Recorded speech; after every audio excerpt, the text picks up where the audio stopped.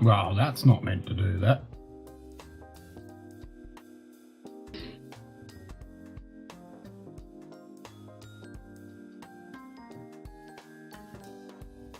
We'll go back to the countdown.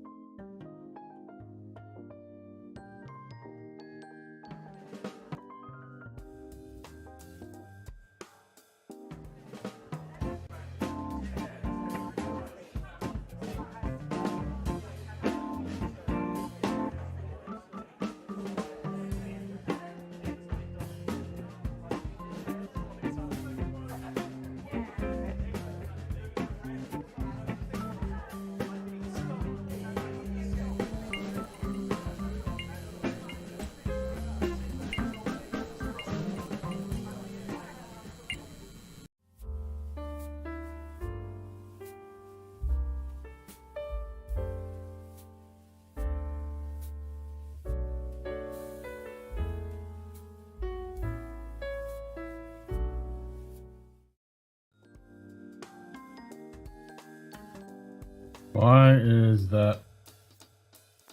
The hell?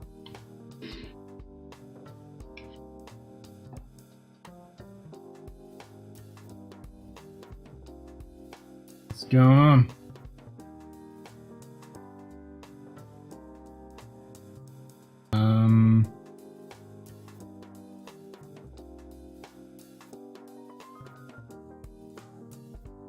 One, two, what's going on? Why is that stuck on?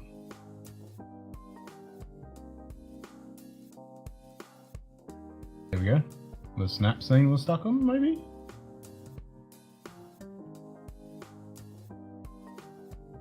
There we go. Found it.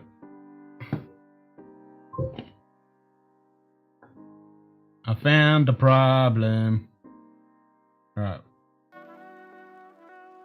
We should be good now. Except for some reason it's saying -1 for users. What's the deal? I just reset that, and that was my issue. I reset it and screwed up my counter and all that jazz. But we should be good now. Okay. So I do think I worked out what was going on with the command. You type the @ symbol. Stream elements. Space in. Hello, is this shit on? So it was saving that to the list with the space. So I think That's what the issue is. So if I go give myself, automatically puts a space in, so I have to get rid of the space.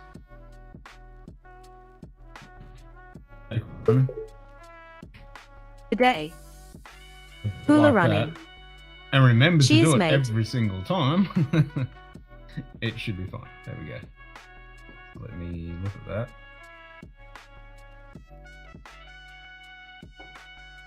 User points.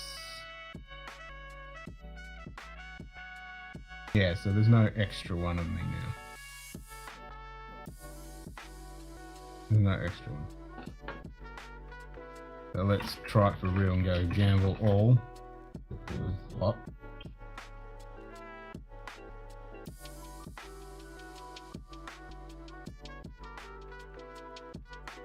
No, I doubled.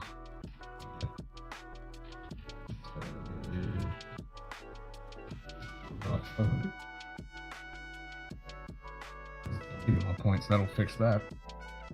Now I'll just gamble. I'll lose it. It's inevitable.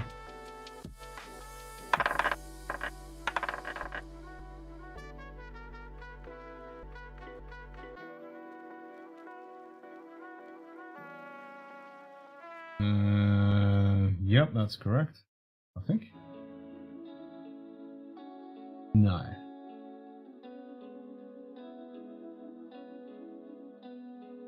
I know 1,000. No, that's. Huh? Oh, wait, I was looking at the first number. Okay. My bad. It was 999,340. I was looking at 499,670. I'm going, that's not 100. I was looking at the wrong number.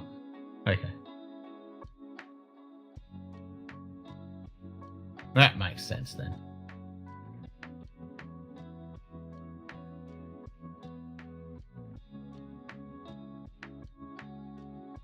Alright, so we'll do a Q&A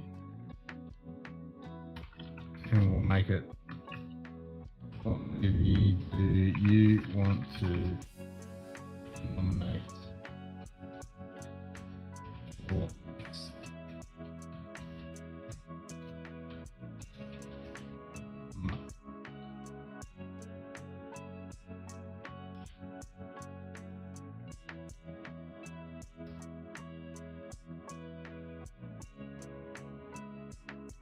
Okay.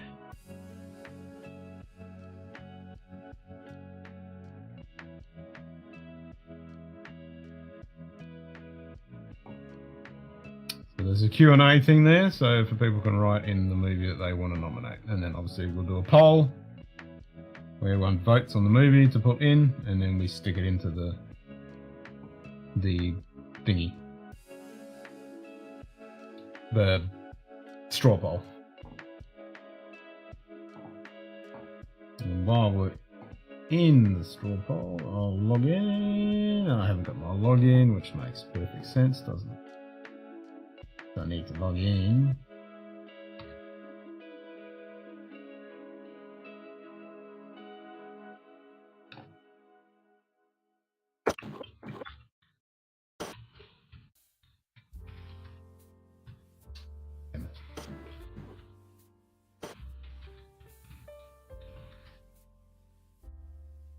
Okay. So that means I'm logged in.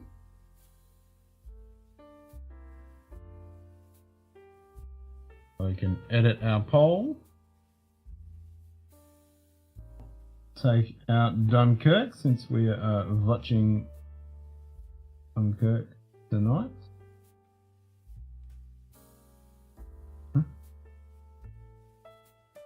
Options that have already been voted for cannot be changed or removed. We need to clear the poll. I'll do that again.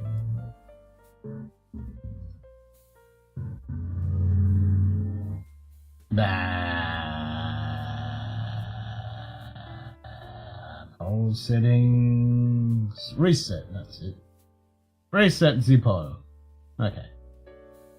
Now I can edit it. Edit. Goodbye, Dunkirk.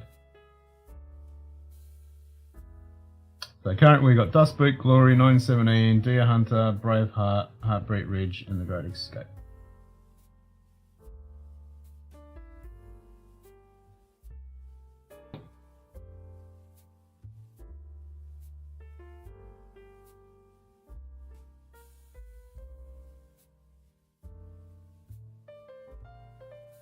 Too easy, bruh.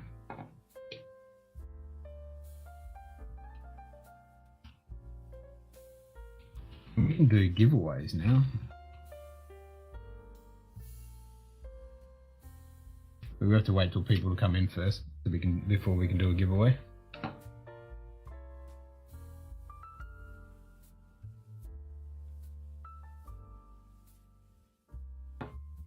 Alright, so I can do a gamble all, lose all my monies. Gamble all. I'll just keep doing the gamble all. It's inevitable I'm going to lose the bot. There we go.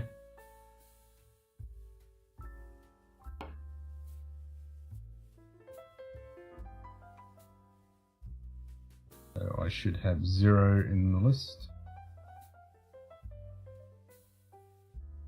I can find my name somewhere. 0. Okay. Then I go 10.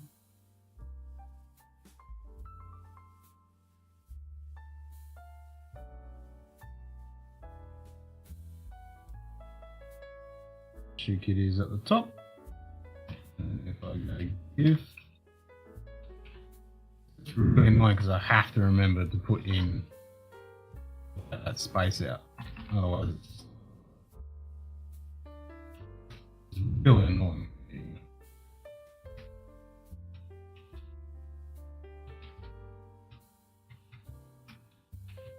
So it's going to popping that up a lot. If I go 50,000, I go drams.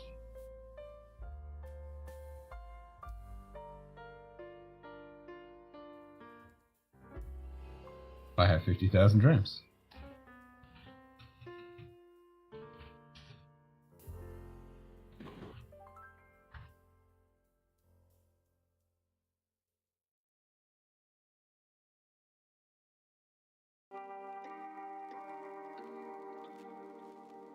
I think I can even go remove points for myself too. Let me change. It's set to remove points, which I think is lame, so I think I'll just change it to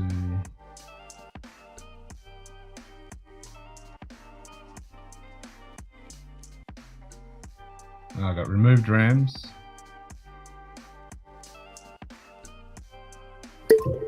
Yeah, Good day. Kitty. Sugar Kitty. Cheers, mate. And there's a remove points as well.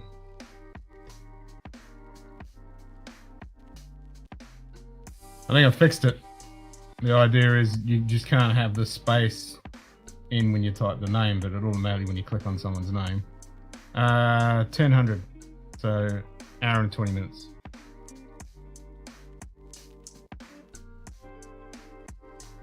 $2,200. So 1000 your time. 2200 my time.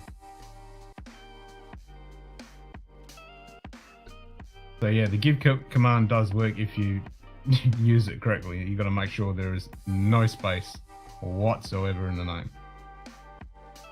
But when you do the @ symbol and you click on someone's name, it automatically puts a space in. So I have to remember to get rid of that. Otherwise, it adds another person in with the space. So that was the issue. The code's fine. What was I doing?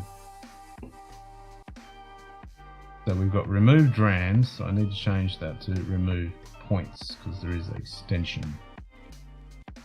Okay, same thing. Save. So.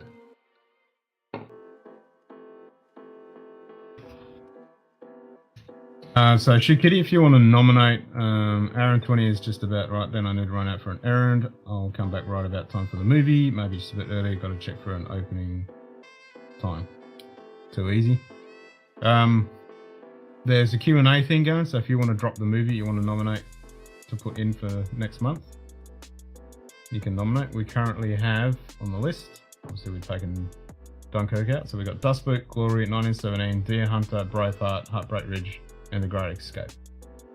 So whatever you'd like to nominate, just whack it in the Q&A, which is pinned up the top.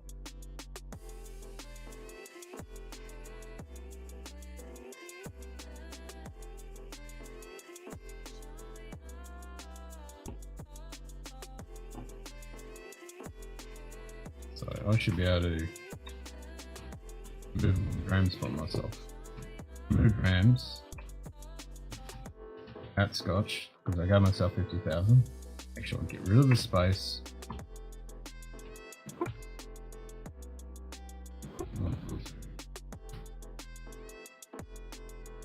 I haven't thought about it yet. Dust Boot, Dunkirk, and Glory are all my nominations, so I have already enough to pick from. Alright, so now I should have no drams.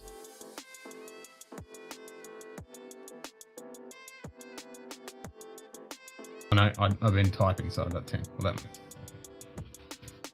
So, gamble my 10.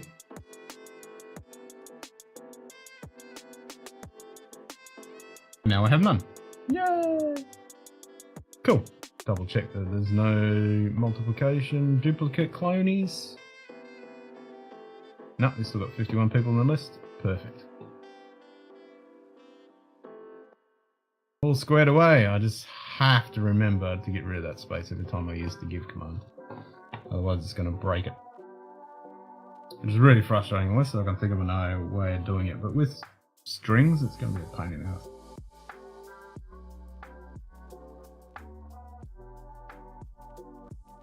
Because the problem is if someone's name's got a space in it, like you can't just remove the spaces from the name. I mean from the string. Because you'll take it out of their name. So that's where it kind of sucks. Plus, you don't know how many characters the person's name is, unless you do a character count. Maybe I'll do a character count, and then, so from the @ symbol, I do a character count. No, it's not going to pick up the space though. Again, it's not going to pick up the space, it's going to stop.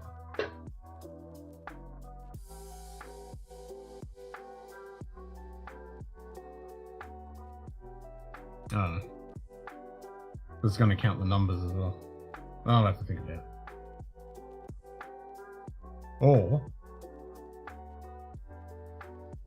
pull out the numbers. In languages I work with, there's a trim function to get rid of any trailing space. Yes, there is. But the problem is, like my name has got two spaces in it, so it's going to cut the space. But, so if I do the string, pull out the numbers. So if I pull out the numbers after the semicolon, stringify those two numbers, then I do a full character count after the @ symbol, and then truncate it to that character count, because it won't count the space afterwards, will it? That might work. I'll have to play with that.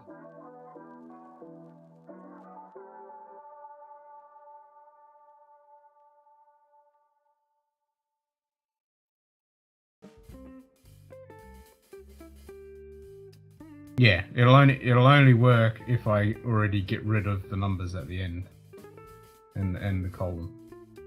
So if I get rid of the semicolon and the numbers, and then truncate it, it should do it. Because I can see myself forgetting to get rid of the space, and it's just going to break it. It's just going to clone. Because that's what the issue is. Looking at the thing, you can't have that space, which is really pain in the ass. So yeah, if I do it that way, and like you say, it won't get rid of the internal ones. Well, I don't think it does anyway. But looking at it, there we go. String letters and digits only. Removes all symbols from a string, including spaces, leaving only letters and numbers. Yeah. That's kind of annoying. So there doesn't seem to be a way of just doing it from the end.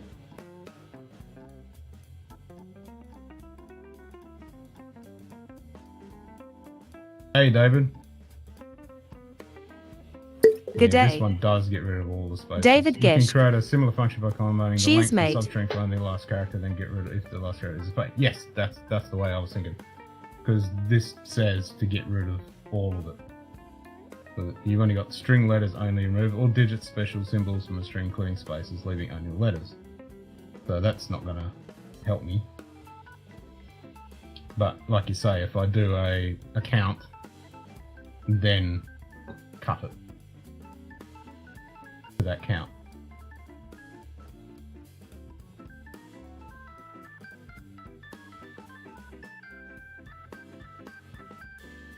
Once I truncate the number and the semicolon off. Plus get rid of the at symbol. So that, because they're already getting rid of the at symbol. I was using 2 wildcards, but again, if there's a space, it's not going to count it.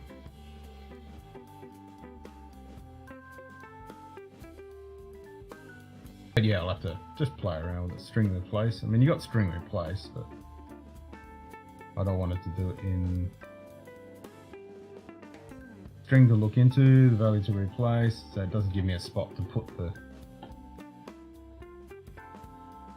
replace all. I can string trim, but I can only do it blank spaces of specific characters from your string. Variable name, string to be, in this case, sensitive. If left blank, will delete all spaces before and after the string, but if specific characters like at, blah blah blah, are to be trimmed, use the delimiter. Yeah, I still need that with the number, using the length. A1 length equals then as substring length A minus 1. Yes, correct. Yep. Bingo. Yep. That's what I'll do. That will sort that out. I mean, I could just leave it with the space in there and just truncate it afterwards, because that will work, and they'll truncate the name straight up. I could just do that too. But yeah, I think you're right. Do the length. So before I actually put it in there, or go to put it in there, clean it up, because once the string is in, because it's pulling in my name, the at symbol, the name, then the semicolon, with or without the space, then the amount. The trim then is exactly what I use after you truncate the other crap. A simple trim then works. Yep, exactly. Yep, we'll do it that way. So I'll modify the code tomorrow and have a test with that. But in the meantime, for tonight, when we do the giveaway, because we're going to give away 1,000 drams tonight, it'll automatically do it because there's no space. I already looked in the code, there's no space in there. It's just if I type the code in by manually, I have to remember to put take the space out, which is I'm gonna break that. I'm never gonna do that 100% of the time. But yeah, if I do the truncate, then it'll fix it. Trim it just before you save it. It already works. Just you have that one space, just add trim, and you're done. 100%. Yep.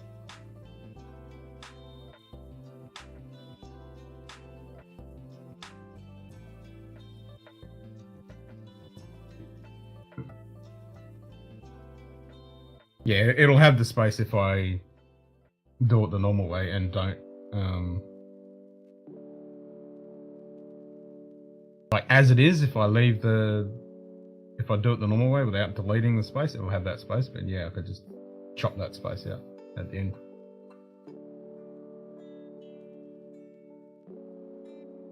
But I still have to do the count. So I think I'll do it as it comes in. I'll do the count, otherwise, because if I just remove all the spaces, it's going to remove all the spaces out of the name. Which is not what we want. Because I want to keep the names as you guys type them. Because they originally had it, was lowercasing everybody's name. And I'm like, nah, I don't want that. We'll just do a character count after got rid of the crap at the end, and then truncate it to that count. Problem solved. Sorted. Sorted. So easy.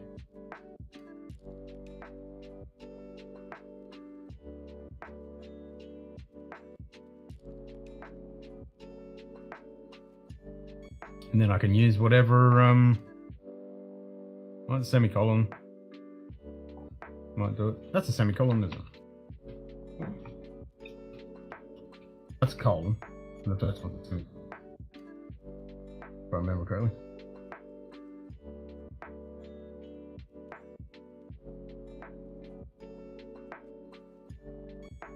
Because they're using the semicolon.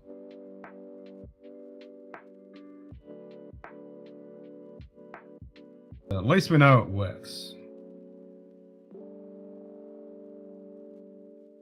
You type it in exactly correctly, it functions. So that's something.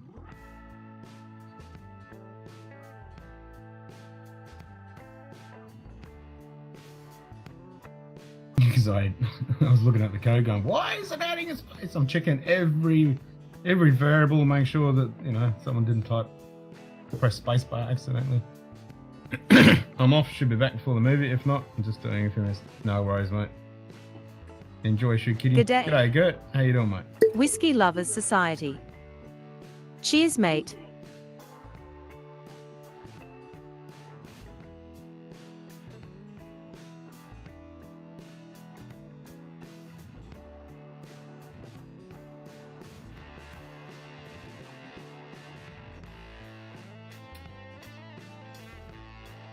It's already doing a point string. It's doing points length, so it's already got all that. But yeah, I just need to do a same thing to the first bit.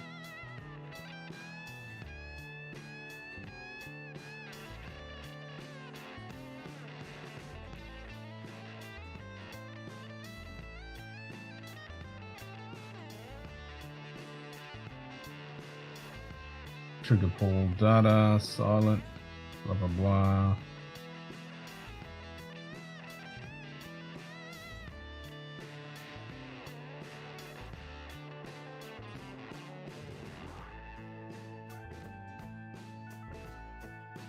And I just have to turn on the very persistent variables because there isn't any persistent variables, so I can't actually see what's going on in the background because it's all just on the fly. But yeah, that will work. So don't forget, guys, go into the Q&A and punch in the movie that you want to nominate. It's pinned to the top. Just nominate the movie you want to see. Actually, I'll type in what the movies we have. We currently have these ones. Q&A.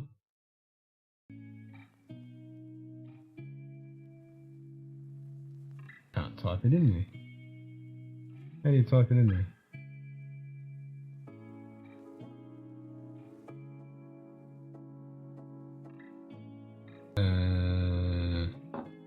Maybe I'll do that as Timbot. I can do that as Timbot.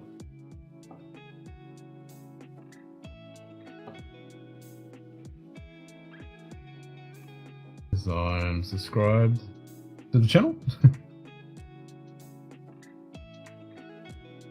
Shall I just mute myself?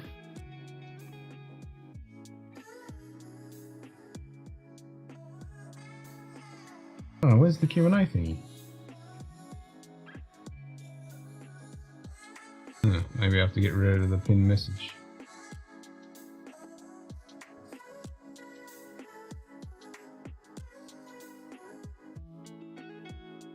Unpin.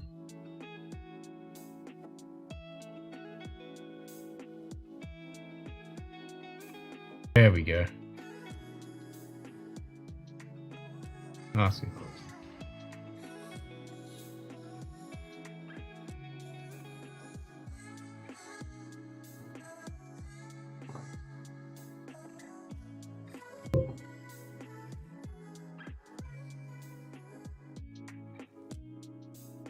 that will work. Yeah, I don't know, if you pin the link, it just stays there. Stupid bloody thing. So if anyone wants to join, just let me know. And I'll post it.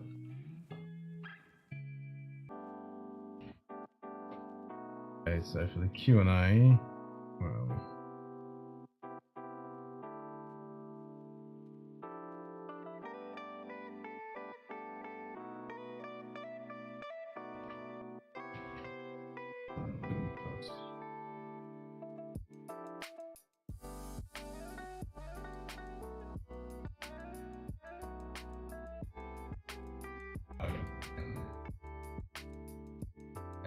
these are the movies we've got so far.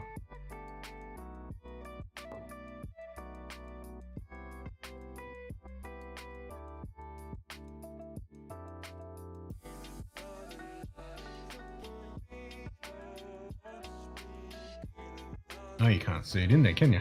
Alright, I'll just put it in the normal chat. Right, they're the movies we got so far.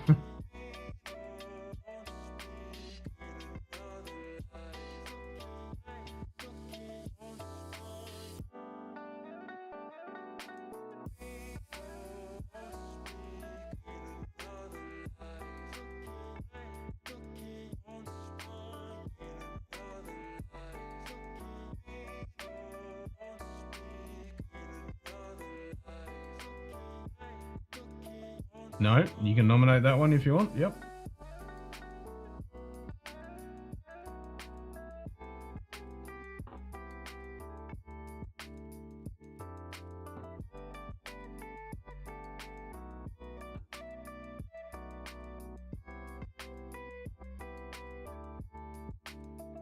I'll open this as another tab in the chat so I can actually keep an eye on the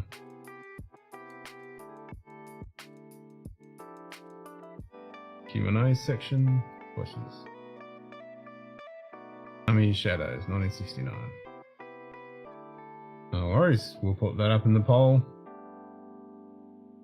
for the next movie.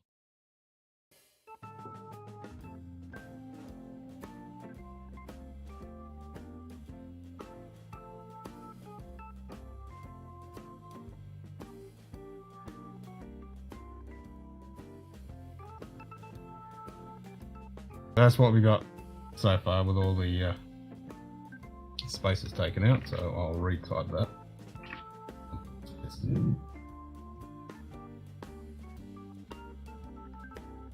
In the commas.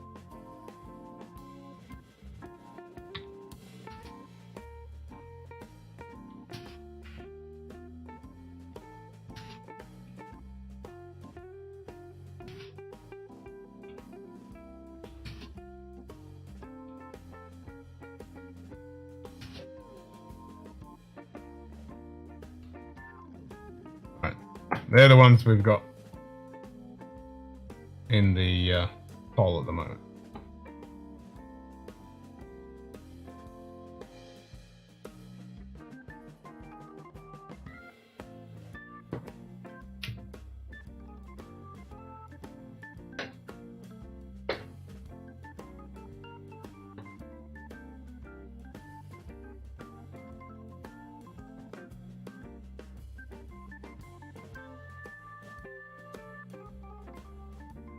Alright, should we do a giveaway? It costs 100 grams.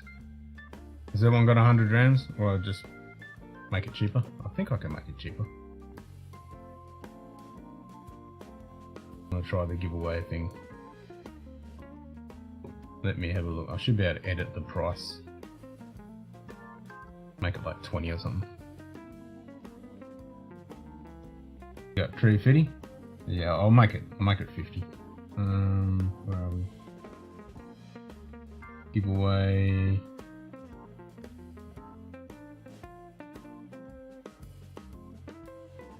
Where's the cost? Cost. Oh, here we go. Alright, I'll make it 50. Done. There we go. Give away.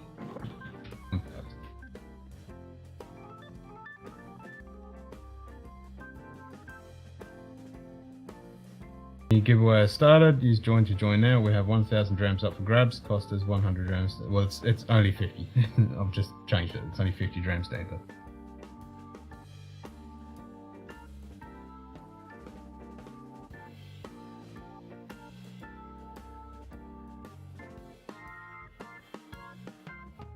You've joined the giveaway. Do another. So you should only have 300 now. If you do drams, you should only have 300 hopefully. Well, I just changed it, so actually I'll change that parameter in the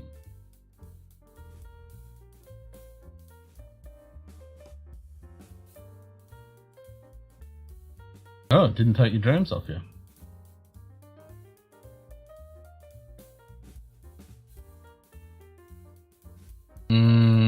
Maybe it doesn't cost anything to enter? Yeah, ... Let me have a look at that.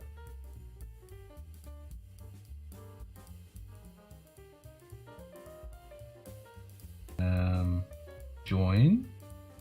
Display name. You joined the giveaway. You've already joined. There's no giveaway. Okay. Maybe it doesn't cost anything.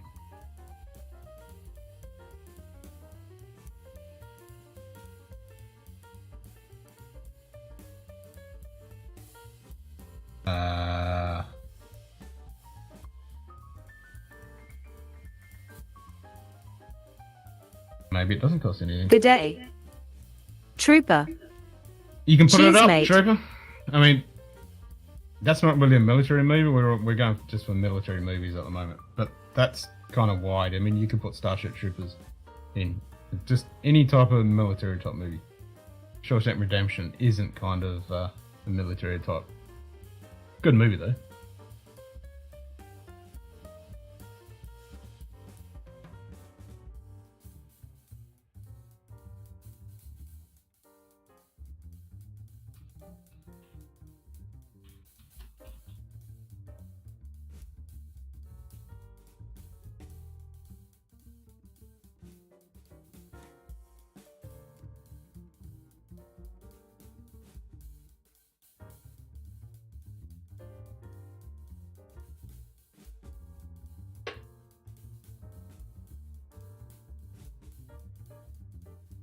Cold War Assassin. I don't even know that one. Cold War.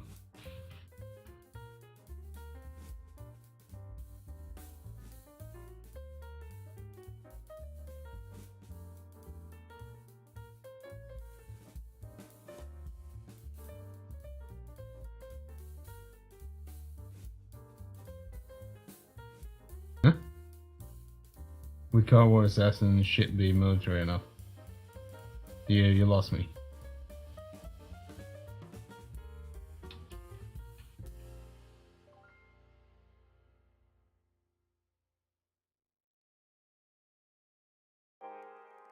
Ah, you're a good trip. You're a good man. It's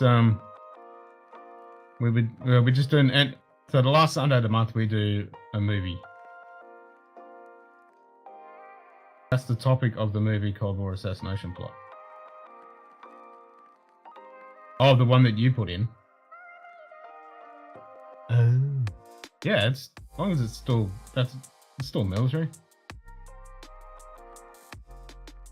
Manchurian candidate. Oh. Well, you've already nominated one movie. You can only nominate one movie. I didn't see where you typed Manchurian candidate. Where did you type that?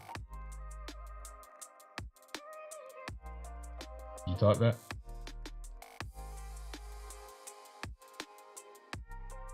Platoon? Yep. Well, we started with Full Metal Jacket. That was the first one. Actually, I'm going to nominate Apocalypse now. Redux. I want to watch the whole fucking thing.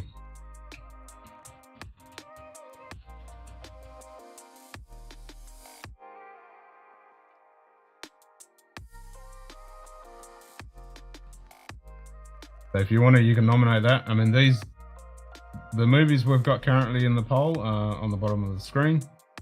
these movies that we're putting into the Q&A, so click on the pinned message to go into the Q&A. The one on put was about the French resistance, Army Shadows. I'll stick with that over Manchurian Candidate. Yeah, well next month put in Manchurian Candidate, yeah.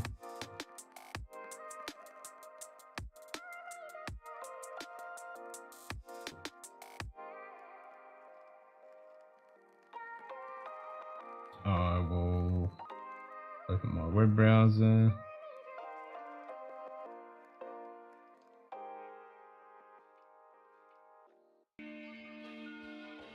And mute myself.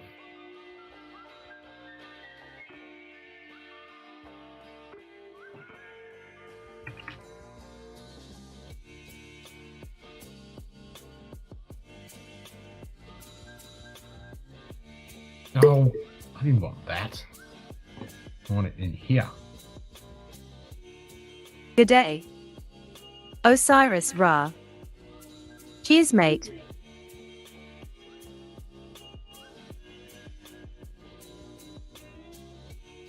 There we go. Is that in the question? Yeah, there we go.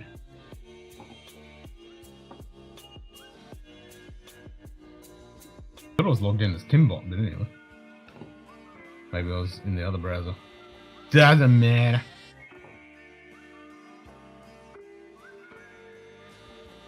So, we were looking at the giveaway.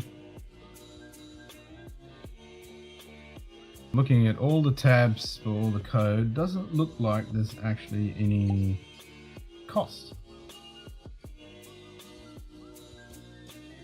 Which is kind of weird because you're looking at the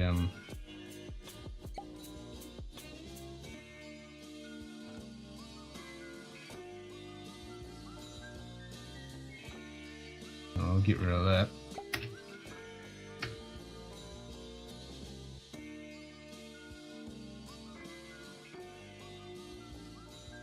Maybe it's just by default if you got the price at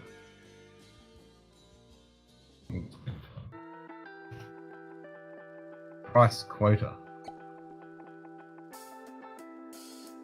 Local variable price quota. What is that price quota for? I don't even know what that's for. I'll put it back to 100. I don't know what. I can't see where that price quota is being pulled in from. Or pulled in to, anyway. Enemy Shadows in French, Nazi speaking German though, so you'll need subtitles. No fucking sweat, man. I love movies with subtitles. They're a lot better than English movies half the time.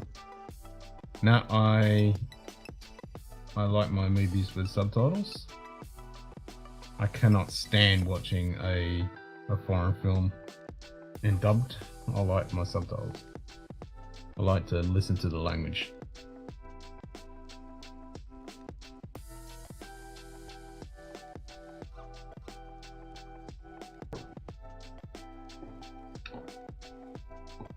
Another good movie is The Untergang, The Downfall. That's a good one. And then Stalingrad, that's in German, that's a really good one. The Russian one with the, was it Ghost Tiger or Ghost Tank? That's a good one. Yeah, All Quiet on the Western Front, that was really good.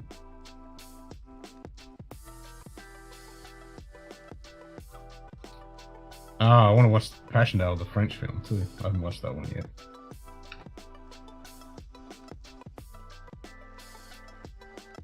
One I did watch recently was Norwegian film based on the.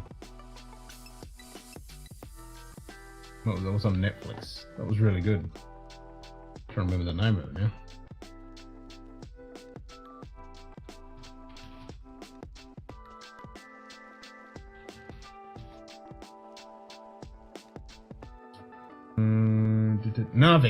Narvik. That was really good.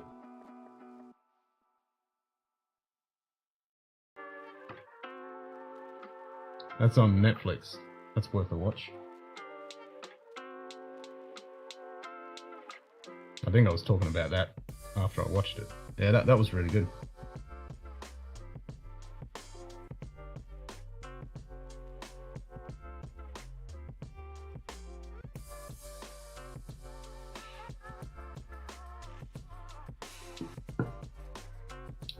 The other Scandinavian one is pretty good too that I watched ages ago. I'm trying to remember the name of that one as well. But yeah, that Narvik, that was good. I enjoyed that.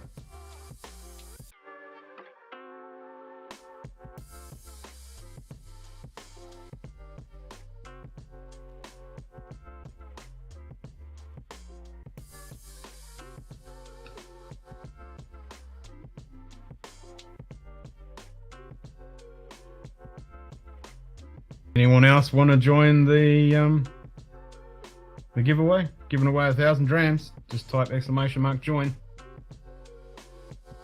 Literally just home from Dublin. Got Glendale double barrel and Irish oak pot still at the airport. Nice. So you only got those at the airport. You didn't find anything in Dublin. You went home for long. Just a quick trip.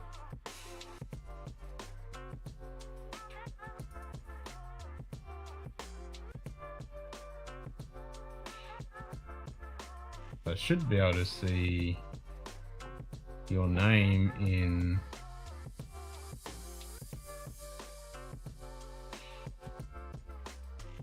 the giveaway. There should be a giveaway file. Maybe. Just me, please.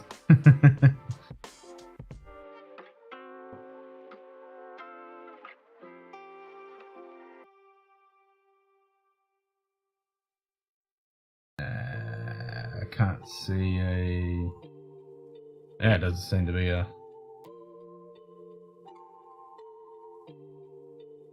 thingy. There might be a variable. Let's have a look.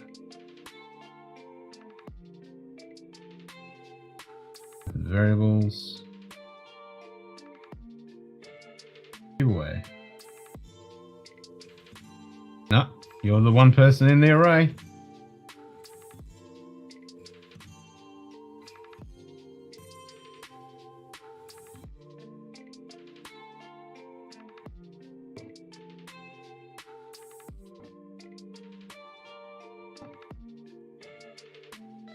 No one else is in there. Can I join it? No, I'm not going to join it. Actually, do I have any drams? Maybe a little more for myself.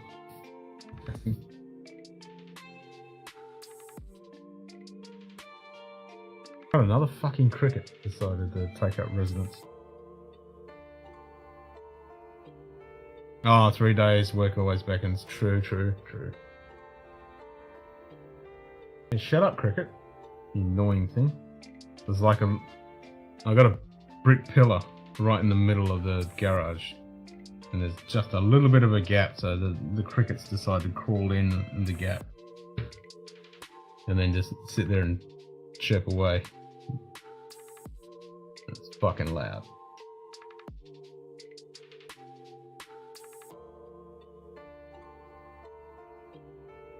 Sneaky little fuckers.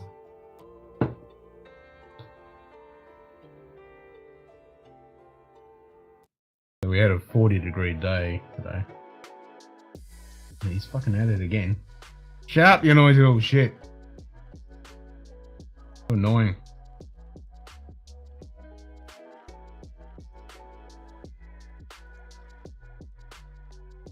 It's not like you're gonna score in here, mate. There's no other crickets. You're it.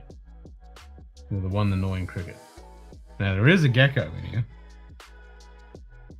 And there's a wool spider. The wool spider probably would get him. The gecko would definitely get him. Actually, no, the wool spider won't get him because he'd be on the ground. But the gecko could get him. He might be able to grab him. I don't know if he'd fit in the gap.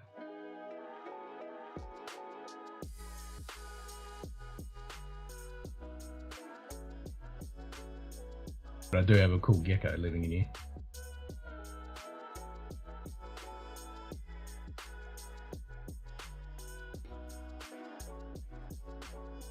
You guys probably can't hear the gecko, the cricket, but if I do this,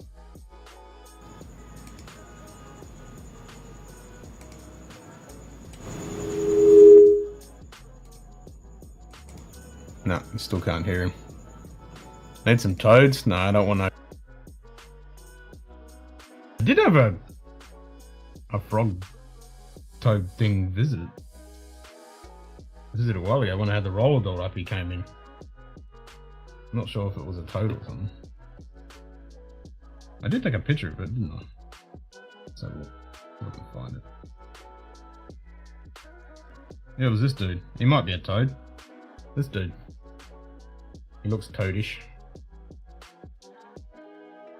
He came in and visited when I had the roller door up. So he would definitely eat the cricket.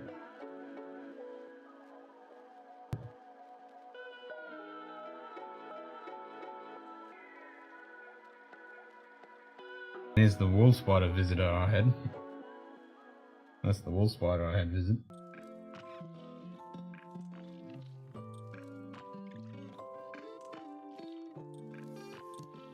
But I haven't seen him around.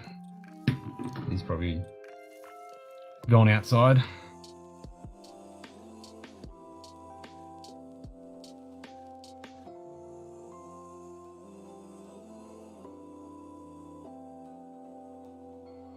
Don't forget to jump in on the Discord at 2200 hours my time for the movie.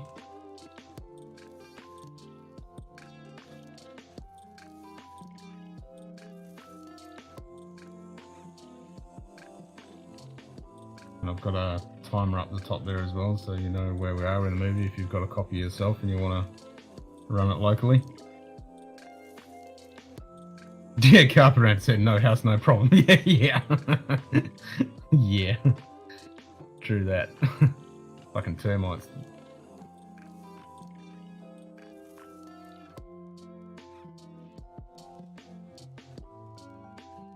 Yeah, I've certainly got a problem with ants. You can't hit them. You can't, especially being summer, it's so hot and dry. You just can't leave anything around the ants, or just like tiniest little crumb, and you've got ants.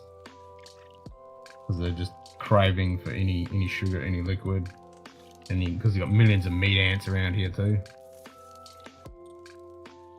Yeah.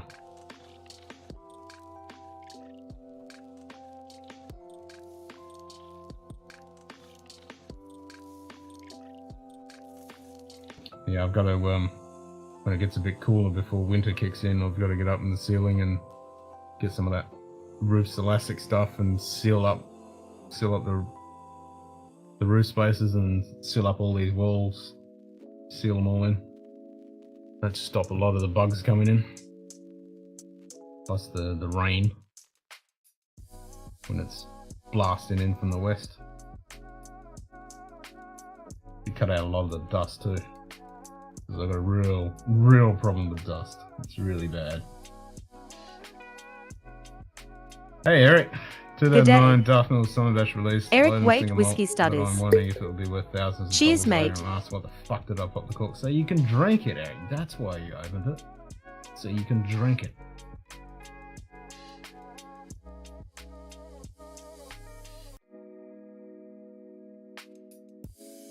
I mean, if the money goes up, the money goes up. You get to enjoy the drop. No point in looking at it and hoping that it goes up. Enjoy it. That's what I say. We don't buy it to look at it. Drink it. That's what it's made for.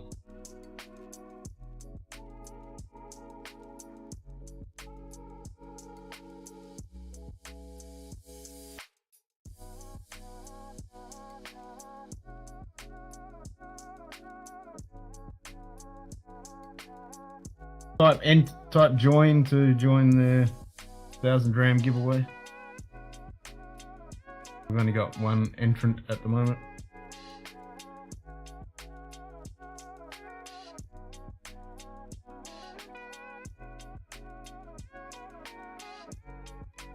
And then don't forget to nominate a movie for next month.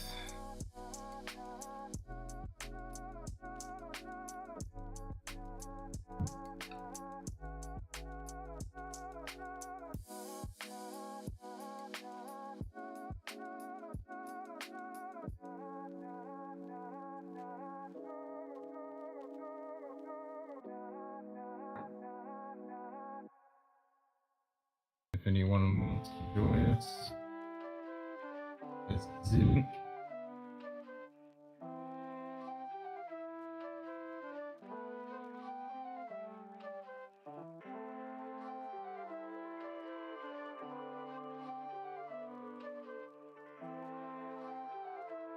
Oh, Eric, did you have you watched season 3 of Picard, episode 1 and 2?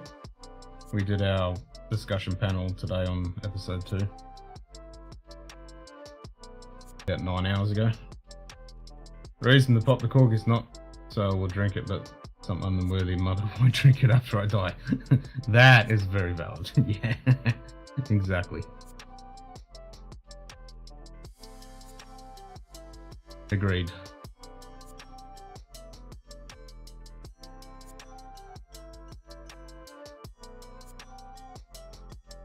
Yep, you don't want some other mofo drinking your bloody whiskey.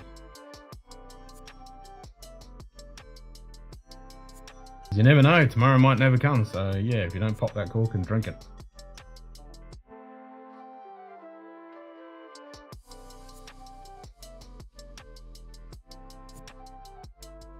That's a very valid reason.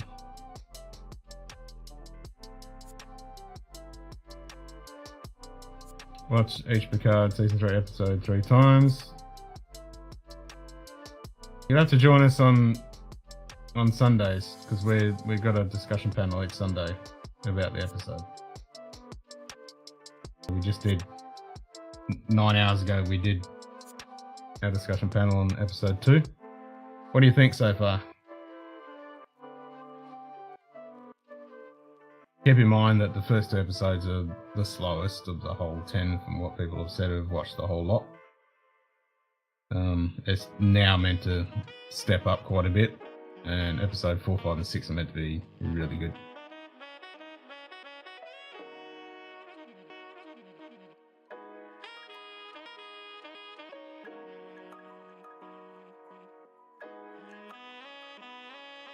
Taking a second, I'm going to get some water.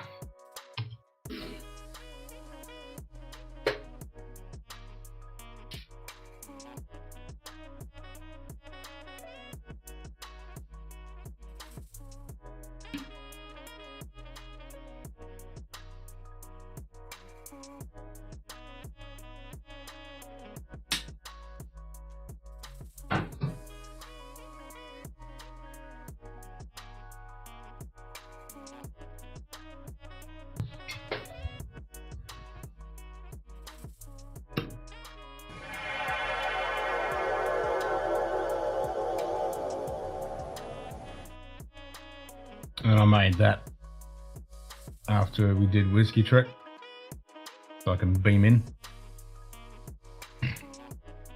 More whining, complaining, self-absorbed truth.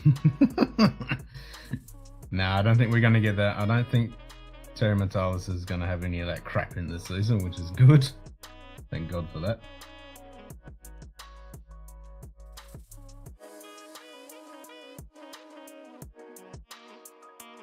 Changed the color of our cars as well, so now it's going to be bluey color instead of the yellow.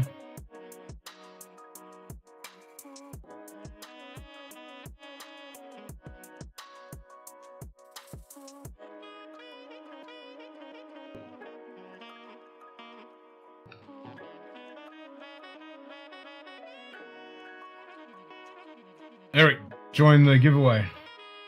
Just type exclamation mark join. Doesn't cost you any drams and you're in the draw for 1,000 drams.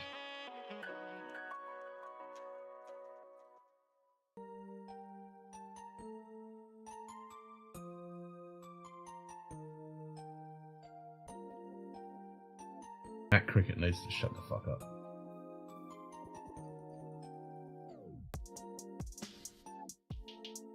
Fucking noisy thing.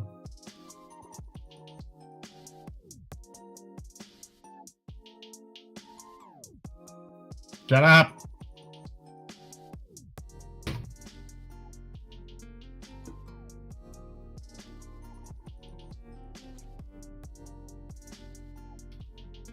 No, he won't shut up now.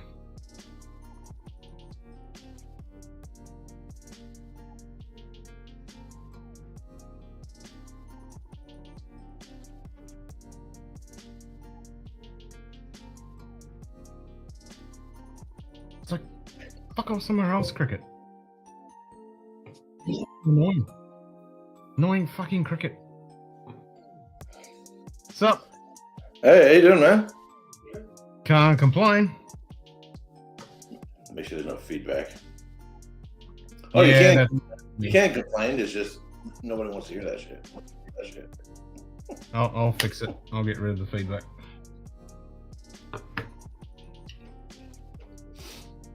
I'll get my head in. Yeah, so I've watched. I like. You wish everybody was a little younger. Yeah, I mean, ideally, but yeah, that's what we got to work with. At least the main cast of TNG is still kicking. Whereas, Deep Space Nine, half of them are fucking gone. Yeah, Renee Auberjonois has passed away. That reminds me. So there's something you want to check out on YouTube. It's called The Shuttle Pod. Have you seen it? Shuttle Pod, yeah. I watched the one with Michael Dawn. I need to go back and watch some of the older ones. I just found that it's really, really, really good. I really enjoy it. Yeah, I knew about it when they first started, but then I kind of forgot all about it and didn't catch up with them because they just did a live show as well. Yeah. So I'm eating breakfast. That's right. Yeah. So one of the interesting in watching those. And they always have either whiskey or wine somewhere coming in, which is kind of cool. Yeah, episode 1 they had that whiskey. We did when we did our discussion, we did a zoom in on that, trying to get the name of it and stuff. It seems to be geared more towards bourbons than scotches, though. I haven't seen the scotch, just bourbons and wine. But anyway, I think those who haven't been involved in the acting or anything like that, or at least not on a stage or a theater or a camera, tend to be, it's very glamorized, the life of an actor. And you think of how much millions of dollars, all these actors make and all this kind of stuff. And you think of the actor lifestyle. That's this much. Yeah. Over 95% of people who go into acting and try to make it never do. And every once in a while, I'll run into somebody. I was at a winery tasting room, and there was an attractive young gal working behind the counter. She's pouring wine. I start talking to her about wine. She goes, "Oh, yeah, I really don't know much about wine. I needed a job." And I'm like, "Okay." And so what were you doing? She goes, "Oh, I came out here from, she's like North Carolina or something. And she's trying to make it in the acting business. She went down to Hollywood and she just found it was really, really rough, trying to get a foot in. It wasn't working out. And, she's going to end up a homeless person starving to death. So, she found a place that would hire her, and, I know more than anyone working behind the counter at a winery. But an attractive woman will sell 10 times more wine than I will. Of course it will. Most definitely. You don't have to know one end of the bottle to the other, but if you're hot looking, you'll sell more wine. That is 100% true. And that's not sexist, that's just reality. Some old bearded fart who can ramble on for days about wine isn't going to sell as much as a perky, attractive blonde with nice titties. Yeah, exactly. That's just the way it is. So anyway, so I started talking to her, and I thought to myself, in meeting this guy, she looked too common, too attractive. She's actually too attractive. The problem is, I'm thinking to myself, I didn't say this to her. I don't want to hurt her feelings. I got news for you, young lady. There's a million other actors, aspiring actors, who look just like you. Attractive, blonde, blue eyes, big titties. There's lots of them. And if you look at Armin Shimmerman, some of these actors, of course he played an alien, but it's not, if you're too attractive or else, there's too many of you. You need something distinct, something unique, something different, something, some charisma, something in the eyes, something in the voice, something that carries through, that's different and distinct from everything else that's out there. And Yeah, you have your Brad Pitts and whatever else. You have those, but the average actor is something distinctive about them that isn't necessarily what you would be all that photogenic. But they have great Right. character and charisma and storytelling. Charisma and storytelling. All right. Well, hold on, Dave. We'll do it since no one else is going to join. We'll do it. Do what? We'll give you the drams. What's the command? It's draw or something. Hold on. I'll give you the drams since you're going to win them. It is.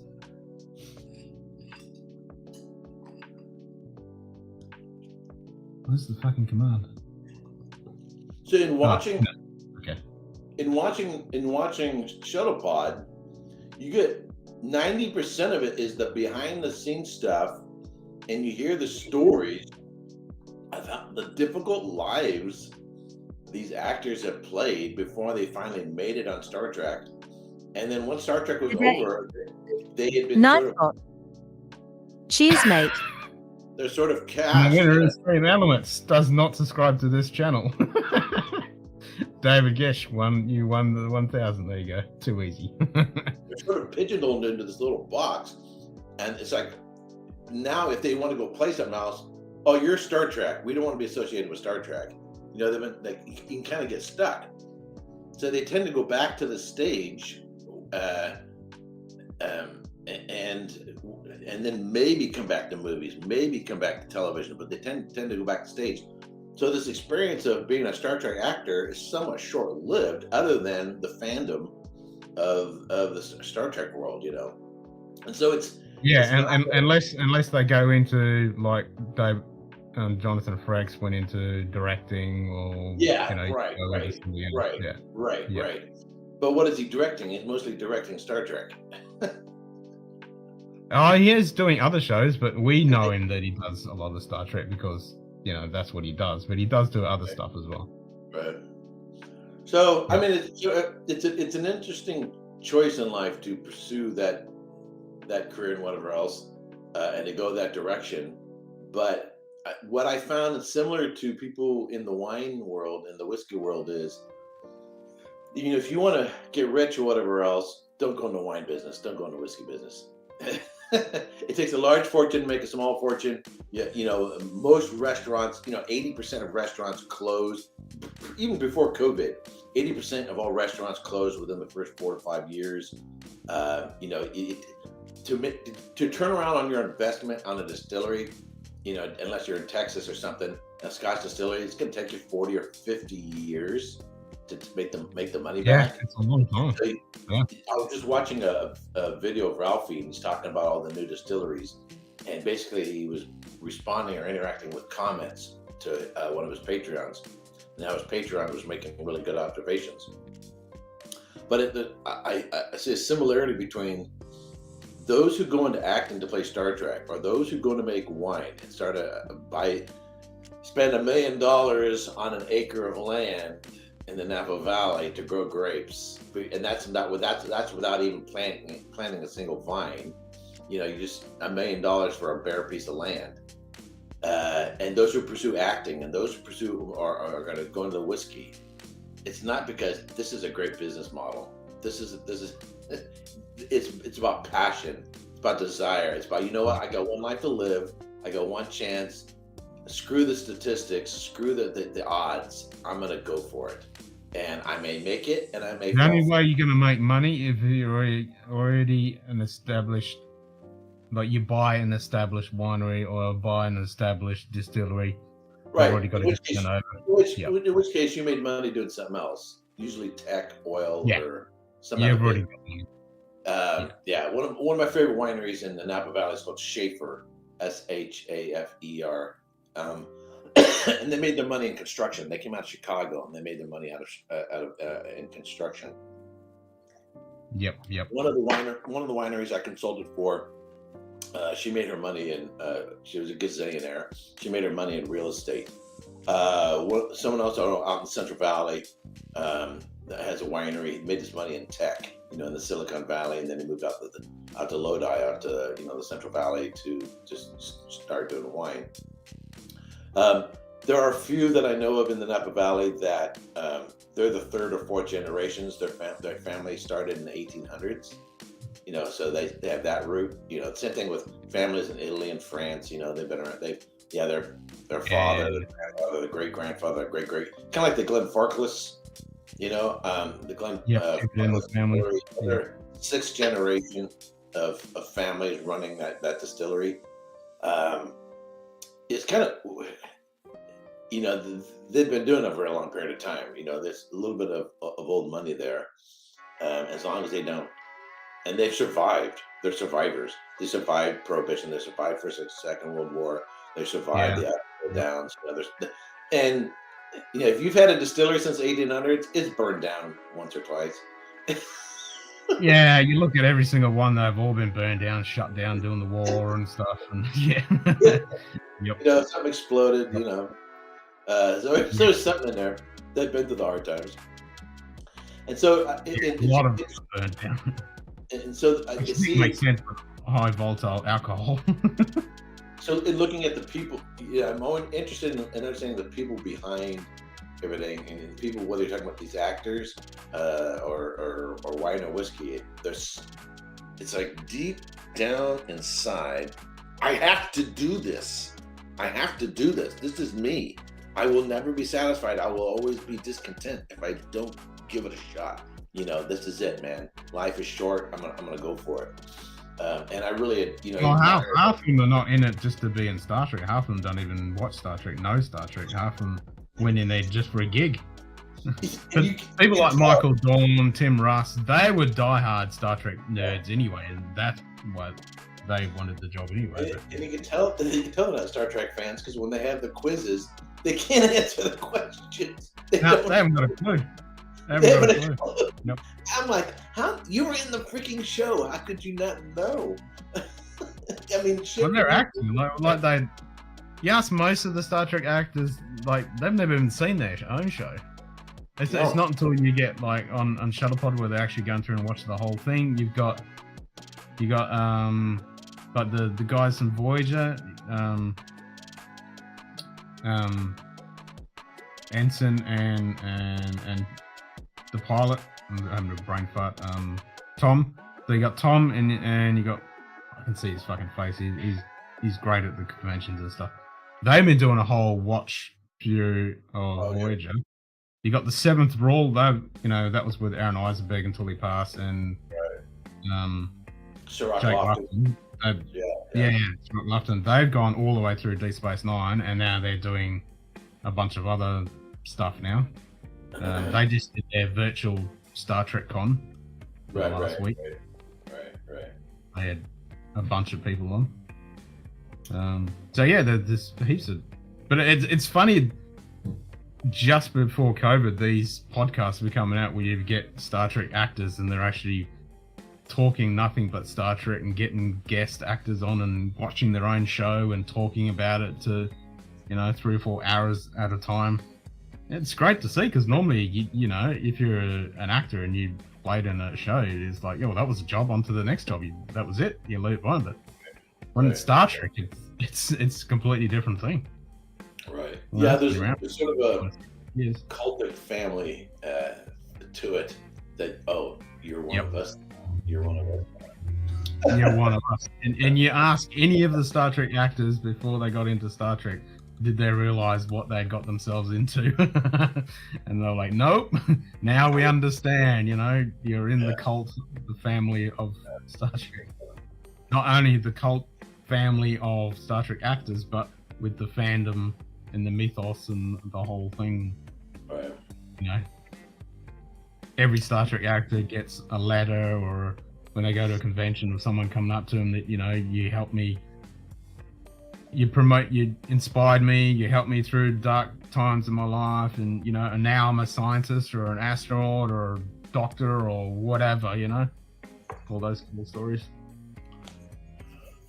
You work for these guys? Yep. A lot of people have watched Star Trek and ended up doing that.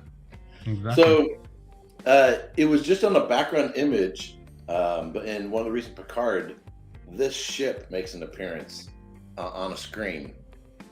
And Yep, this we is, were talking about that. yeah, Yep. this is the Pathfinder class that made an appearance. I just got this like a week ago. It just arrived Oh, nice. online. Yeah, it's You pretty hear cool. that Eagle Moss is going to be coming out by a new company? It's getting next week. They're announcing it.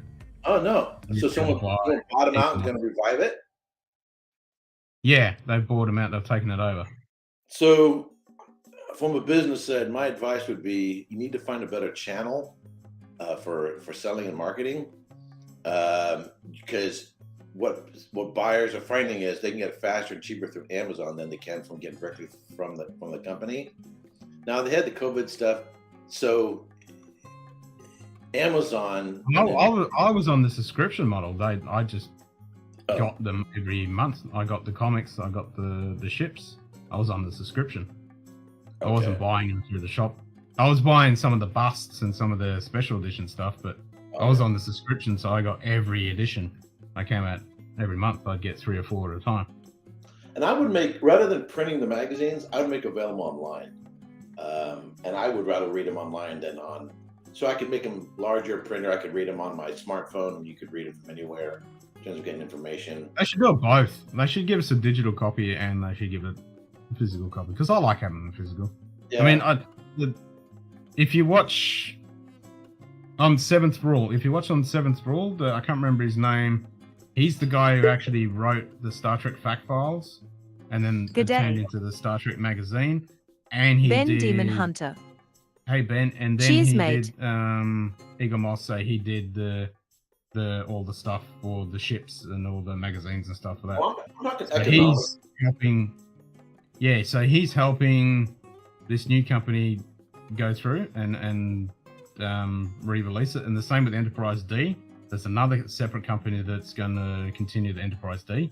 So if you got half of the Big subscription, you one, can the slip in. the big one, the Yeah, people no, the big one, the big yeah, $1,000 one monthly subscription thing. So you can jump in on that, and so yeah, he's got that, and I've got all the Star Trek fact files. They're in a box somewhere, but I got all those. I need to stick them up here, or line them up. Plus all the comics because I got them from Eagle Moss. That was all the comics. From a business side, though, I would just make soft copies available. Printing on, whether you like them or whether I like printed copies. From a business model, I don't think I would do it. You could this where you could save a buck, and try to make your business more liquid. But anyway, so yeah, so far, Picard. I think it was management. I think it was management was the issue because they were very popular. They were very popular. There's so many people, hundreds of those ships. They were very popular, but I think it was a mismanagement thing that screwed them over. So I've been enjoying Picard. One thing I'm glad is they haven't gone overboard with member berries, and trying to do too much of that. Because I wouldn't want that, like Star Wars did. They just try to. Oh, that's the same phrase that was in this Star Wars. That was the same phrase in that Star Wars. Oh, Yeah, I mean they did push it a little thick at the beginning, but they've dialed that back now. Now they're in the story that it's all good. I love the music. You should come on. You should come on Sundays and join our panel where we discuss each episode. I don't know if the timing works out right in terms of when you go live versus. It's midday my time, so it'd be like 11 o'clock, 9 o'clock at night your time. I'm in bed by 7:30, 8 o'clock. I'm up at 4 a.m. Oh, that's right. It's 5:47 on a Sunday. I've been up since 4 a.m. I'm early in bed, early rise. It's just the way I am. That's what I get. I'm on the West Coast, but I have to interact with people during work on the East Coast, so 3 hours ahead.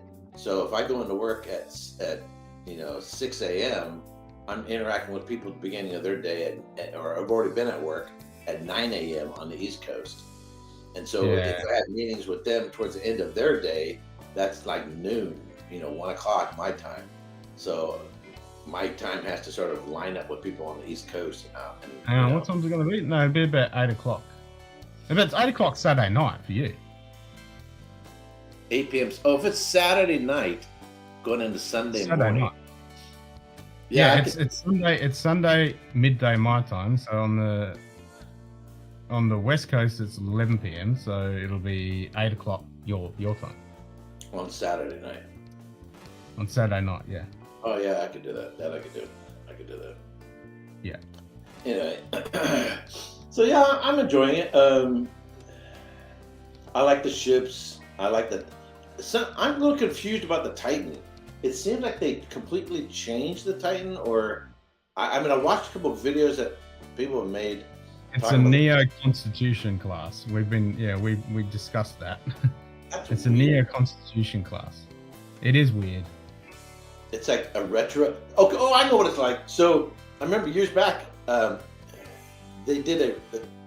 first did the retro Mustang, and then Chevy did it with the retro Camaro, and then you have these cars that kind of were an homage to the hot rods of the 1960s. Yeah. Which I kind of thought was cool. I liked them.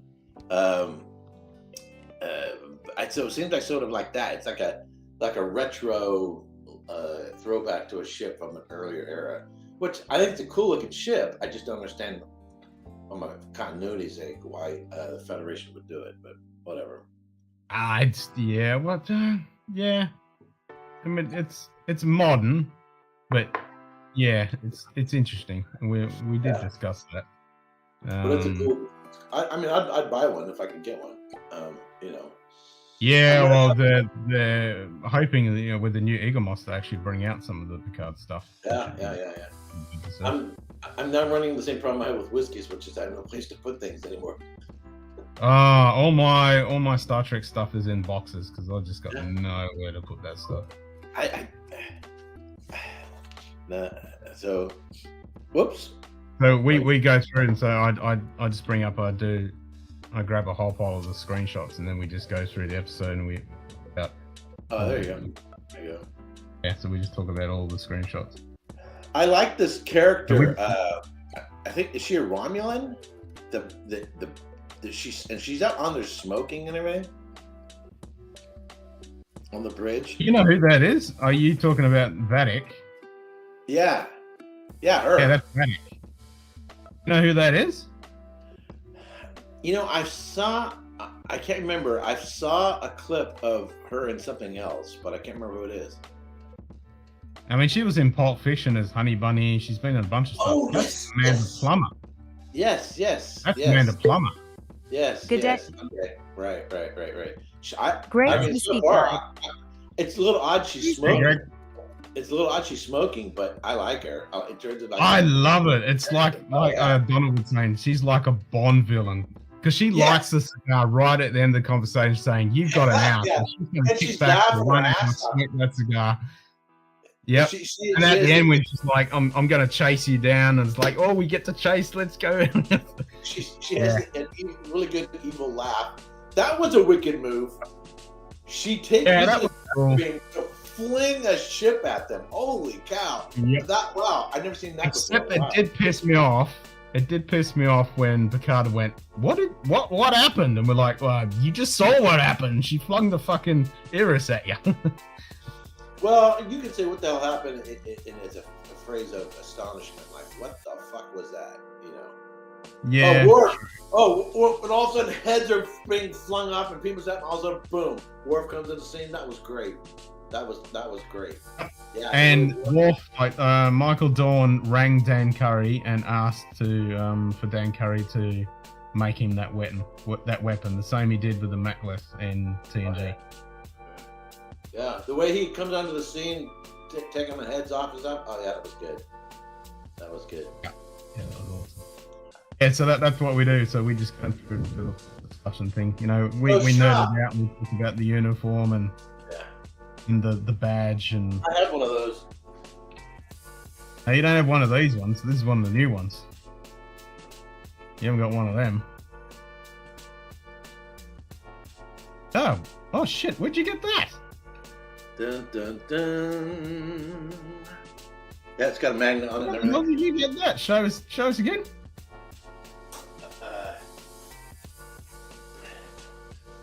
Show us again. What's that from? Oh fuck! Where did you get that? So, some of the stuff that's showing up in Star Trek now previously existed in Star Trek Online. So they're taking. Yeah. So this was created, I think, for Star Trek Online. It then got taken from Star Trek Online and got incorporated into the show. And supposedly some of the, like Terry Masalas did say that they've taken some influence from Star Trek Online with some of the ship designs and stuff as well. Because supposedly we're going to find out what's happened with Enterprise F, which is from Star Trek Online. At first, I thought, so Captain Shaw is a character that was designed for you to hate. You know, your intent is to not like him because he's not going along with the flow. I like him. I like his quips. I love his the way. Oh, he's an actor. He's a great actor. I'm not talking about the actor. You know, he's like basically, hey, fuck you, old man. Fuck you, chick. Fuck you. This is my ship. This is, basically, hey, this is what I'm not doing this bullshit. Da, da, da. But as soon as Picard says he's my son, he's like, all right, got it. Yeah. Well, before that, I mean, 7 and 9 had pretty much pulled him into the line. It's like, okay, you have to go and do this. It wasn't until Picard says he's my son that, oh, your son. Okay, now we got to go. That's it. Because now he's a Starfleet citizen. Yeah. Well, no. I think it's more of, hey, family. It's all over when it's family. We're talking family here, not just some Star Trek citizen. Yeah. It's family. And Picard pats him on the shoulder. Right at the Picard pats him on the shoulder. Yeah. Pats him on the shoulder. Yeah. I like that. So this is a guy. Cheers, Greg. Cheers, Ben. He's sticking to his principles. He's sort of being a dick to Picard and Riker and all that. That was a bit much. Make him be in bunk beds. Come on. I think we find out why later on, and it's probably got something to do with Wall 359. I'm thinking. Oh, yeah, it could be. Yeah, it could be. Be. But anyway, so then I liked him more. When he's like, okay, family. You got to. Yeah, no, I liked him in this episode. I mean, Donald still reckons he's an a-hole, but I kind of like him.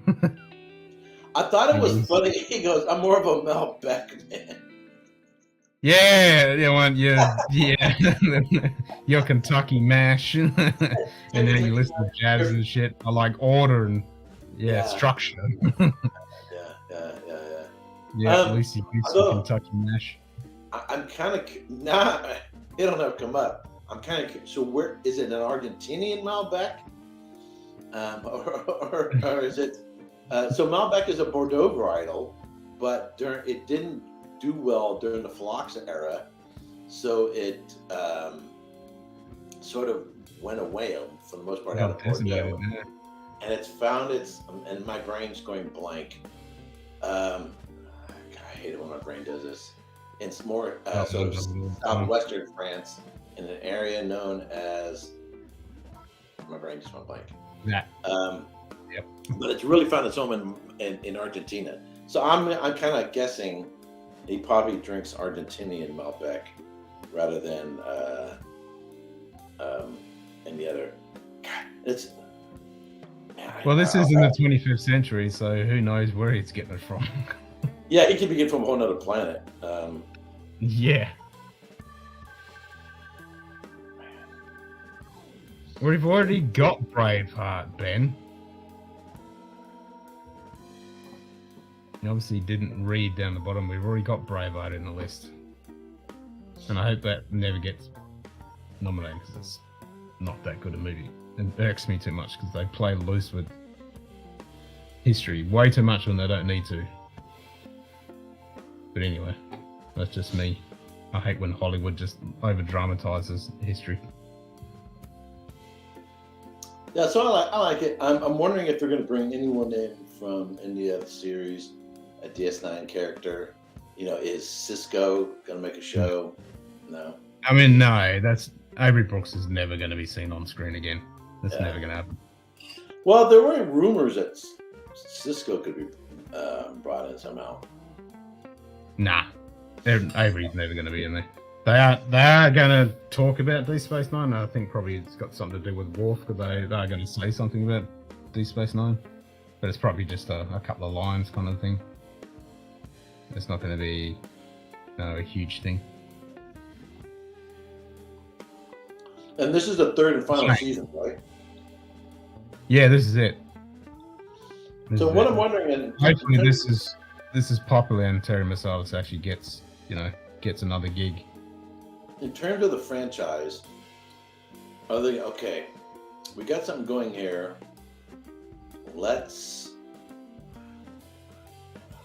I mean, if the other series are, hey, now we're 900 years into the future. It's like, how much more into the future? I mean, they don't exist. They have to keep making more and more technological advances. Well, now we don't even need ships. We just beam everywhere. And we're now technologically beyond ships. I'm having to keep pushing the technological frontier. So take it back in the timeline and cover earlier time frames and put series in earlier time frames, such as Picard. It's an earlier time frame than the others. No, that's the only time frame. I'm not talking about Europe. I'm talking about from the franchise business and everything. We're going to go, hey, let's fill in, with the other series or whatever within this time frame, and look for opportunities to build on the popularity that people are really getting out of this, and then and build on that, and let's go in that direction. I think, some of the wokeness of Discovery has grown thin. It's not as marketable. Regardless of your philosophy or your whatever else, I don't think it fits as well with the business model. It's not as marketable. No. They'll lose their audience. It's not the way. Yeah, you don't need to. And that was the problem with when Kurtzman fucked hard when he came out and said, this is our platform for fucking our ideology kind of crap. It's like, well, really, that's what you're going to do for Star Trek? Really? Yeah, you don't. Yeah, you don't want the marketing department necessarily, or the ideological department driving the bus. It needs to be good stories, good characters, character development. Yeah, it's character and story. That's what it's fucking about. It's character. That has to drive the bus. Exactly. It's like trying to sell a whiskey purely based on, social feels about what you put on the label or the bottle, rather than the quality of the whiskey inside of the bottle. There's a certain. What is it? Glenmorangie packaging. Look at that. It's fucking disgusting. A 12-year-old? I thought it was orange. No, this is an Australian-only exclusive release. Oh. This is, yeah. But that's the new labeling they're doing. So, this fucking shit. So I've seen that pattern before, but with orange labels. That doesn't make any sense. Well, this is all Glenmorangie's packaging now. Yeah. Which is fucking ridiculous. And they want people to say the company, right? Now you're splitting it up, so people are going to read it Glenmorangie when they're going to say Glenmorangie like they normally do. It's like, no, it's Glenmorangie. But anyway. It's Mo, man. It's Glenmo. Hey, give me some Glenmo. That'll be next. Glenmo. Yeah, just call, hey, Glenmo, man. Give me some Glenmo, man. I want some Glenmo. Yeah, we got some Glenmo. Yeah, you got some of that Mo? We'll just go there. We go Mo. You got any Mo? Give me some Mo. Mo. Get some Mo. What are you talking about? Mo, man. Give me some Glenmo. What? Mo. What the fuck is that? Glenmorangie, man. Give me some Glenmo. Give me motherfucking Glenmorangie, man. What that Glenmo? That's what it says on the label. Glenmo.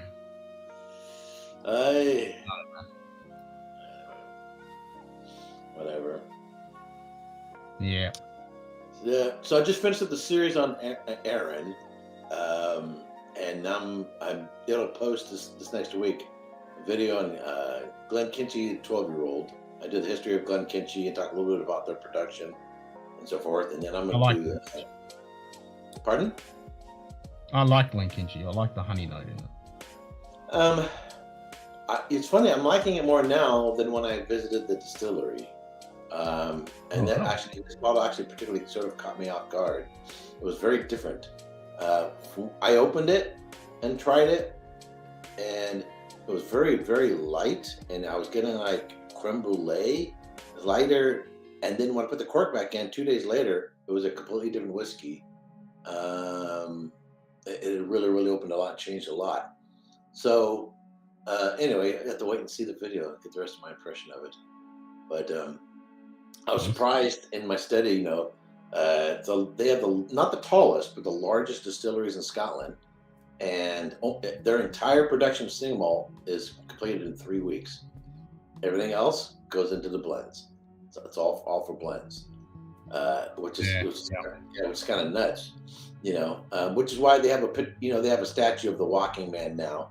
When I was there in 2019, the outside the building had scaffolding and stuff. You know, they were redoing the visitor center and all that, so it was under reconstruction. So actually, I'm going to be revisiting it in this summer in July. Yep. And I'm curious to see what it looks like and what's that sort of pre and after condition of the distillery, and see what it looks like. But yeah, so now it's like they're tying all their distilleries together with new visitor centers, and so that each one that you visit has a similar or a certain feel to it that's similar. So I'll be on Isla again too. So I'll be visiting Kalila again, and they have a new visitor center. So some of the distilleries I'll be revisiting. So I'm taking with me a guy by the name of Taylor. He's going with me. I'm doing all the driving and stuff like that, but we're both studying. I'm sending him some bottles. He can send me some sample bottles for studying together. But he's never been to Scotland, so this is my second time around. So I'm sort of planning a trip. Planning my trip so that some of the distilleries I'll do a different tour or whatever than what I did before. Also, since I've already been there, you can kind of absorb more because it's not all first time experience. You know what I mean? And I can go a slightly slower, different pace and stuff. But we'll be able to visit Ardenhoe, which wasn't open when I was there. And I didn't do a tour of Kalila. We just went to the visitor center or the tasting room in front. We'll do a full tour. I hadn't toured Bowmore or Bowmore, however you want to pronounce it, or the Bow. We visited the Bow. The Bow. The Club Mow and the Bow. The Mow and the Bow. I'd walked around the outside, but I hadn't been on the inside. So we'll tour that. So I look forward to that. Are you going into the Hebrides at all, or you just? That was my original plan, but when I got into the Springbank school, so a whole week basically gets spent in Campbelltown. And since we're I remember you saying you were doing the Hebrides. Yeah, but that was before I got into the school. So since we're so far south and we're on the end of the Kintyre Peninsula, I might as well just take. Because I was already planning to make eventually one of these days make a second trip to Isla. You know what? I'm somewhat in the neighborhood. I'll just take a ferry. If you're in the peninsula, you might as well just pop over. Yeah, exactly. Just pop over and do it this time around. So then when I take the exam in 2024 and I'm up in Inverness, they have that exam at a castle somewhere. Since I'm up there, probably after I finish the exam and Lord willing pass it, then now that I'm up this far north, now I'll go over to then I'll go to the Hebrides at that time. It just makes more sense, Yep. But and out of so there's 24 core distilleries that they expect you to really, really, really know. You'll get blind tasted on. But then all the other distilleries are potentially on oral exams or written exams. So my current series, I actually did producer profiles for the 24. Now I'm working on an outer ring of 54 that are in Charlie McLean's book. And that'll be my primary focus. So between now and I think the end of October, I'll be doing the rest of those in my videos. And then I'm doing more. I'm sort of introducing production topics into my videos, but then I'll also do a whole series on production. So I did a recent one on Aaron. I did a 6-minute video on the cask types, stuff like that. You know, I'll weave them into the individual distillery videos, but then also do a whole series on production. And I watch my own videos it's like going over flashcards. You know, I just when I was studying for the quartermaster sommeliers, I had stacks and stacks of these flashcards, and I would, you know, go through these over and over and over again. And that's the same thing, except now I just do it with my videos and just sort of drill it into my head, you know, this information, you know. So now I use my own videos for studying, you know. Even if no one else watches it, it doesn't matter because I'm using it for studying. Yeah, it's good learning. Yeah, that's right. Yeah. Nice. Yeah. So looking forward to it. Yeah, so I'm in fact today I'm going to be filling up these bottles. I went to the hardware store. So he tried to send me some sample bottles. They're the Tabasco sauce bottles, you know, and it never made it because they all leaked through the package, and the package got sent back to him and broke. So I went to the hardware store and I bought some like electrical tape to seal the bottles. So I'm gonna try to send him a sample of all the 24 core distilleries, and he'll probably start showing up in live streams. We'll start doing blind tasting each other live. Nice. Yeah, in live streams. Probably starting that. It'll be a few months probably before we get into that.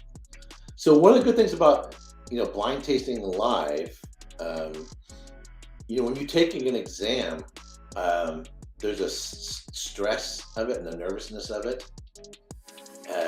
You know, like oh shit, and there's a big, huge psychological game to it. I was just talking to somebody about this last week. There's a book and there's a video. It's called something like Fast Brain, Slow Brain, which is, for me, it sounds like, you know, before and after I have coffee. Yeah, that's the before when I drink and the day after. But what it is so, you know, in decision making, if you're driving down the freeway and someone cuts you off, you don't sit there and go, based on the rate of acceleration and the vehicle, that's fast brain. You have to, you know, you make a tactical move to avoid the crash. It's that stress of the moment, and if you've mentally prepared yourself ahead of time as to where you would go. So when I'm driving, I'm constantly looking, where do I have a space that I can move into if I had to at the last second? So I drive defensively, because of all the jackasses out there on the road. So fast brain is immediate. Slow brain is you playing chess. Should I move my rook? Unless you're playing blitz, then you haven't got any fucking time. Right. Yeah, there's time chess too. You hit the clock. You got the clock going on. So, yeah. If you're playing like 1 minute blitz or 5 minute blitz, that's fucking fast. So being under stress, an exam, is sort of like someone cutting you off on the freeway. You know, there's that stress, and so because of the stress of the situation, you could potentially, your brain, want to make a quick decision when you really haven't done the full evaluation of the aromas, the flavors, and the structure of the wine or the whiskey. And the problem is, and I've seen this happen before, and I actually talked to a master sommelier about this because I was having this challenge. You know, we go, see, pretend this is a glass of wine. I have some light brick notes here. It's like a faint red. It's somewhat clear. Oh, I'm getting some red fruit notes. But I'm getting a little bit of earthiness there. It's probably a freaking Burgundy Pinot Noir. I haven't even tasted it yet, and my brain has already jumped because of the stress. My brain has already jumped to the conclusion as to what it could potentially be. And guess what I'm going to smell and taste, even if it's not there? A Burgundy Pinot Noir. I've already drilled it into my head. Yep. And so in fact, the master sommelier I was working with, he's from Australia. His name's Alan Murray. And okay. Yeah, but in fact, he's still here in California. And he told me about this book and this video, and I watched it. I'm like, okay, now I get it. So basically, at the moment, you pick this and say this is a whiskey. At this moment, and I'm blind tasting, I do not care what this is. I do not care what I don't care what distillery it is. I don't care what a whiskey it is. At this point, it is completely irrelevant. I don't care. All I care about this moment is, what do I smell and taste? That's it. What are you getting? What is there? Everything else is irrelevant. Now, once I've done, okay, I'm smelling this, I'm tasting this, I'm getting these textures, I'm getting this weight, I'm getting this amount of a burn, I get this amount of a warmth, and all the data. I'm getting all the data. Okay. Then you can associate. Pardon? Then you might be able to associate it once you got it, yes. Like you say. Once you got now that I had the data, now deductively deduce as to what it is. Yeah. And that's a mental discipline to keep you from jumping to the conclusion as to what it is when you evaluate all the data. And so I had a friend, he's passed away now. I remember we were blind tasting, and he did the very thing I was just talking about: aromas, color, aromas, and everything else. In his head, he went Pinot Noir, and then he tasted it, and he still came to the conclusion it was a Burgundy, and it was a Nebbiolo. It was a Barolo. Have you ever had Barolo? It's tannic as fuck. Yeah, it'll take your lower your lower lip and pull it up over your head. Yeah, suck up. Yep. Yeah, it'll make the top of your lip stick to your teeth. It's so tannic.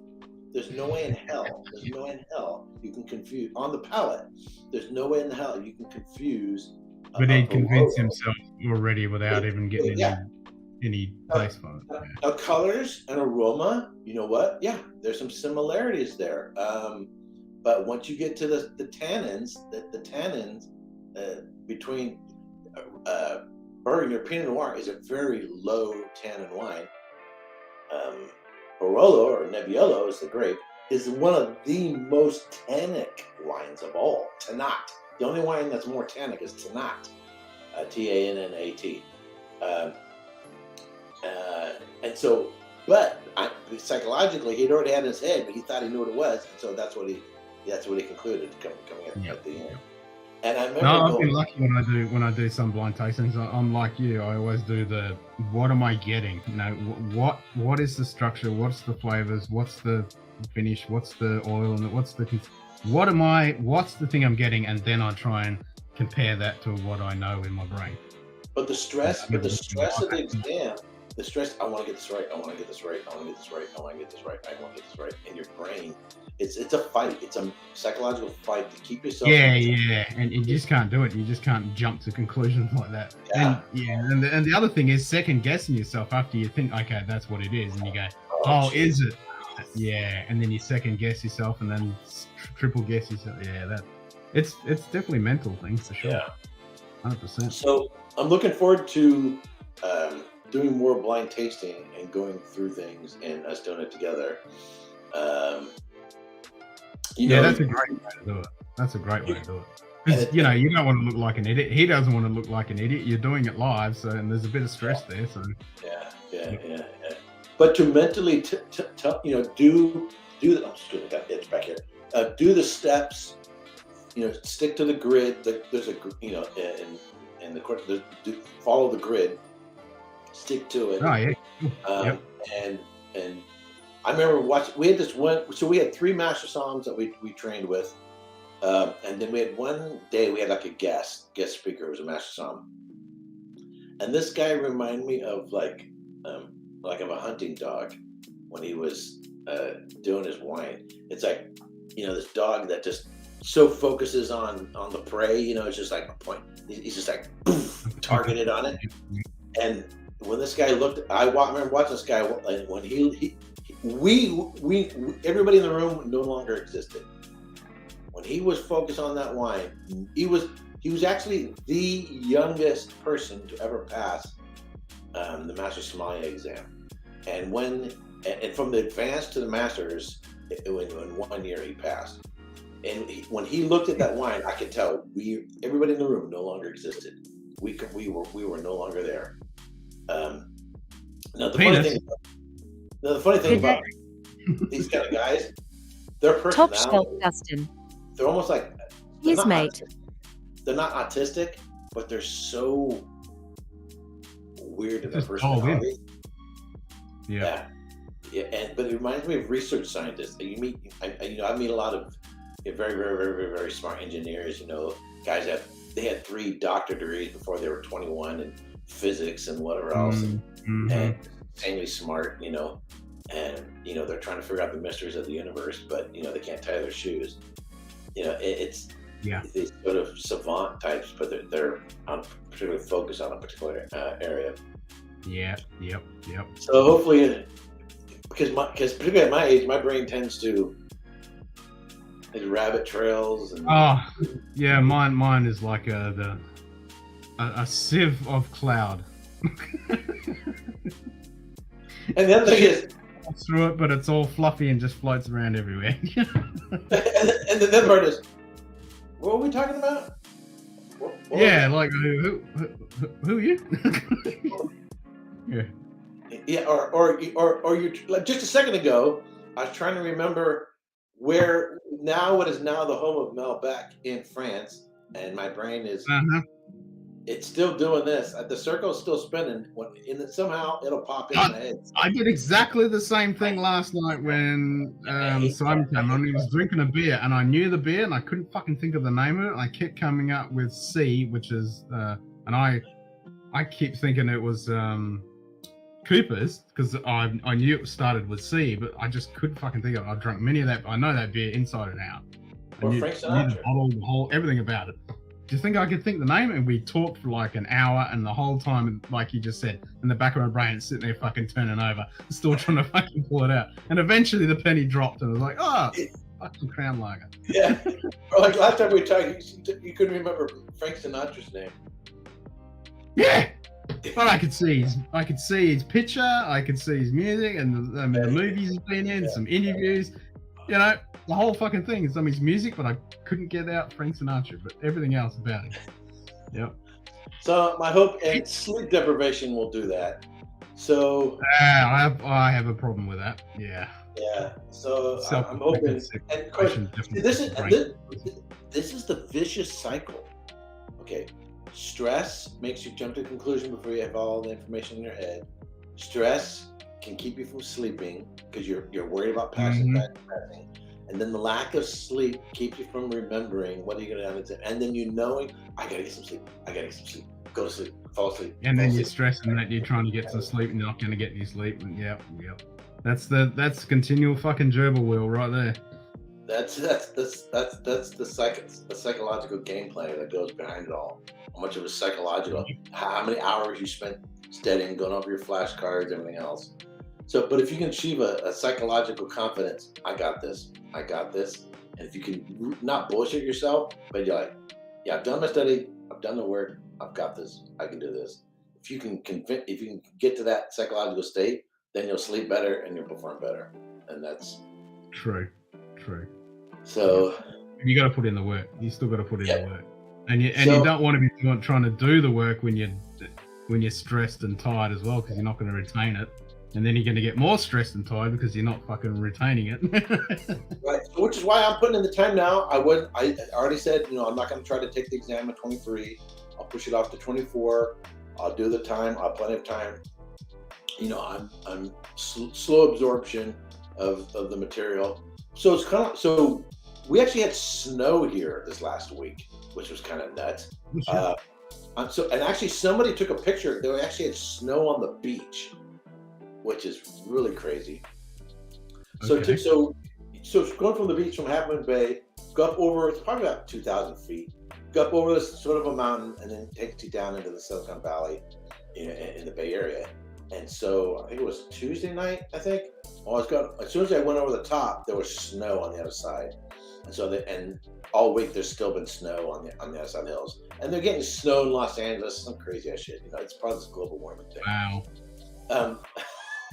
So here's the thing with all the rain we've been getting, which is we need all the rain, but the problem is there comes a certain point is the ground can't hold it anymore. And so the ground becomes mush and it slides, you got mudslides, or it just runs off and it doesn't absorb it. Well, your brain can become the same thing. If it's a massive amount of information, reading all this whisky else, it just becomes runoff. It's short-term memory, it just becomes runoff. But if you've given it time to absorb and sink in your head and repeat and go over and over and over and over again, then you get better absorption. Then it's just a matter of improving your recall. So I'm actually thinking about, trying to improve my diet and vitamins and minerals and whatever else to get my brain to work better to improve my recall. That's the problem. That's the problem I have, because I mean, when we say our memory's broken, it's like, no, unless you've got something else happening. Your memory's there, it's all good, but it's the filing cabinet of recall that is the issue. It's all there. But if you've got a good memory recall, it's all organized in an alphabetical, and each filing cabinet, you'd open it up and there's the data. But my brain is like someone just came in and threw it all over the floor and stomped all over it. Trying to find it. So you've heard of ginkgo biloba, right? What? Ginkgo biloba? It's supposed to be some sort of... Oh, the herb. Yeah. I've heard of that. Ginkgo biloba, and then you have Viagra. So what I need is ginkgo Viagra, so I can remember what the fuck I'm doing. There you go. Yeah. You remember what you're doing and where you put it.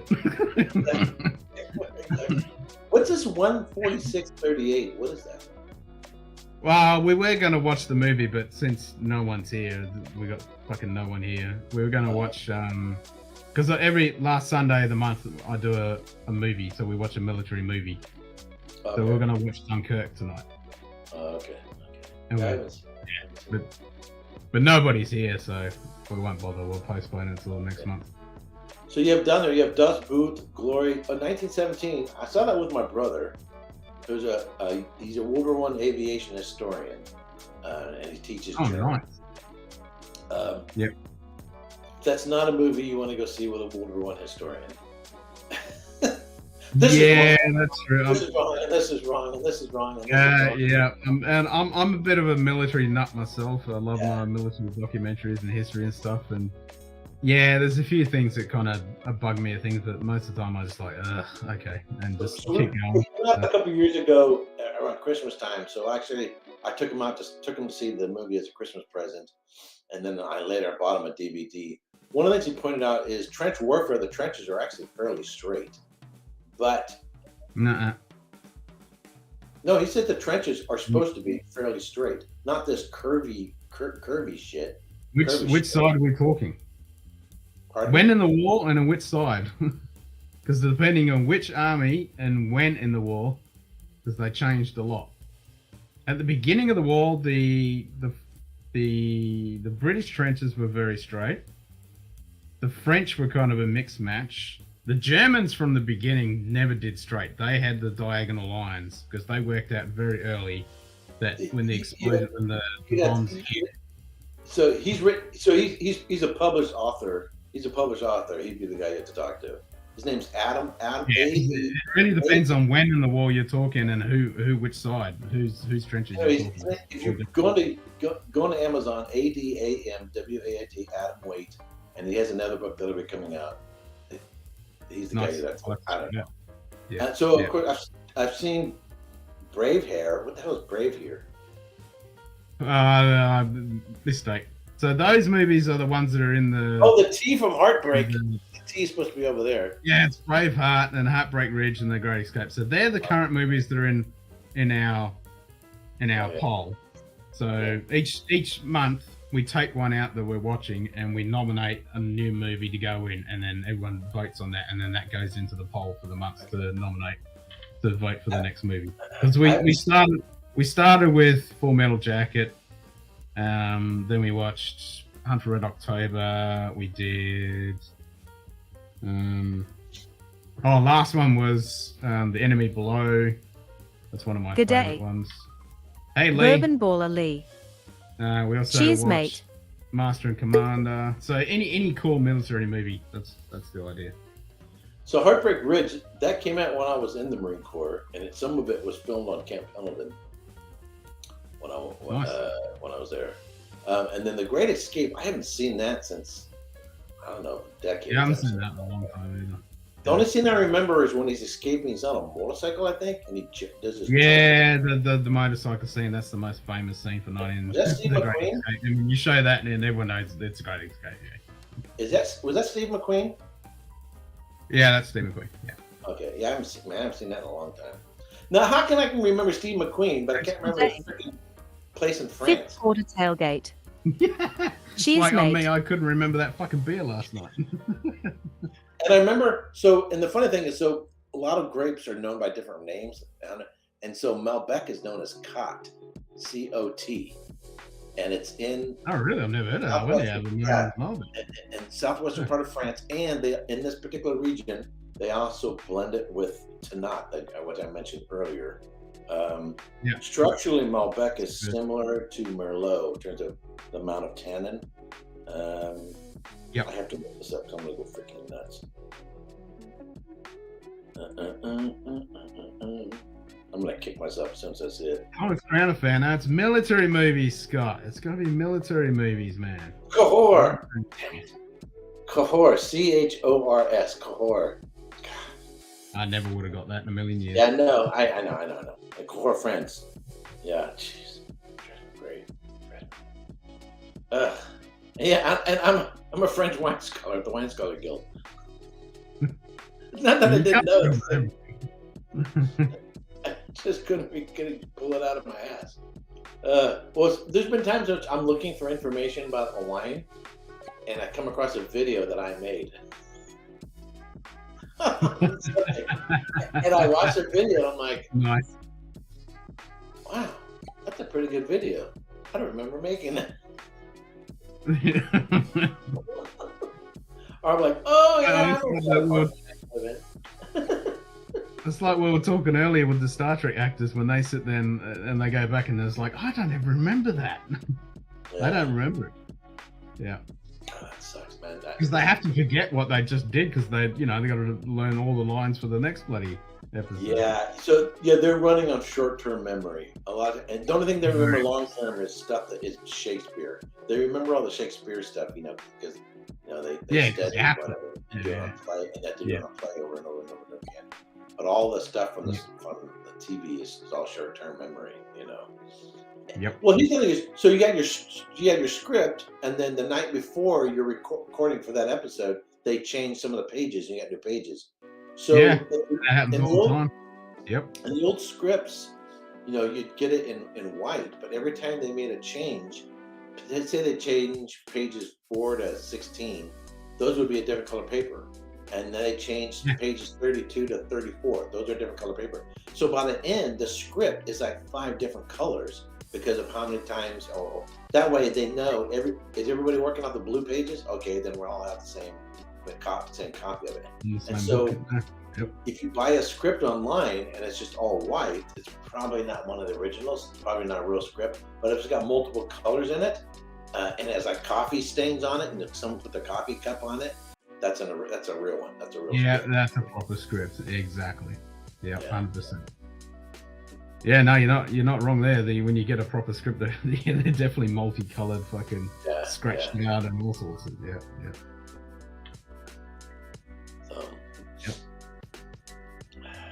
So doing this bottle of Daffmill. So it's in the book, and I've kind of so Charlie McLean put in 54 distilleries in this book. They put Daffmill in there. It's a very intriguing distillery, intriguing story. Someone who owns a farm and they're not concerned about the quick turnaround, making the buck. It's like, I'll sell it when it's ready. Yeah, we're doing 2 productions a year or whatever, and I'll sell it to you when it's ready. And I'm not in a hurry. They have that kind of patience, that ability, because they're making the money off of doing farming or whatever. Then, and then it's like the anticipation of, oh, I want it. Have you heard about Daffman? Have you heard about Daffman? Oh, I heard about Daffman. Oh, I heard. Oh, it's not available. No, have you ever tasted it? No. The chatter goes and goes and goes. Yeah. Consequently, I paid $200. The buzz. Yeah, the buzz. I paid $200 for this bottle, and I think it's an 11-year-old. It's a summer 2009. is the release, and but I just searching around online.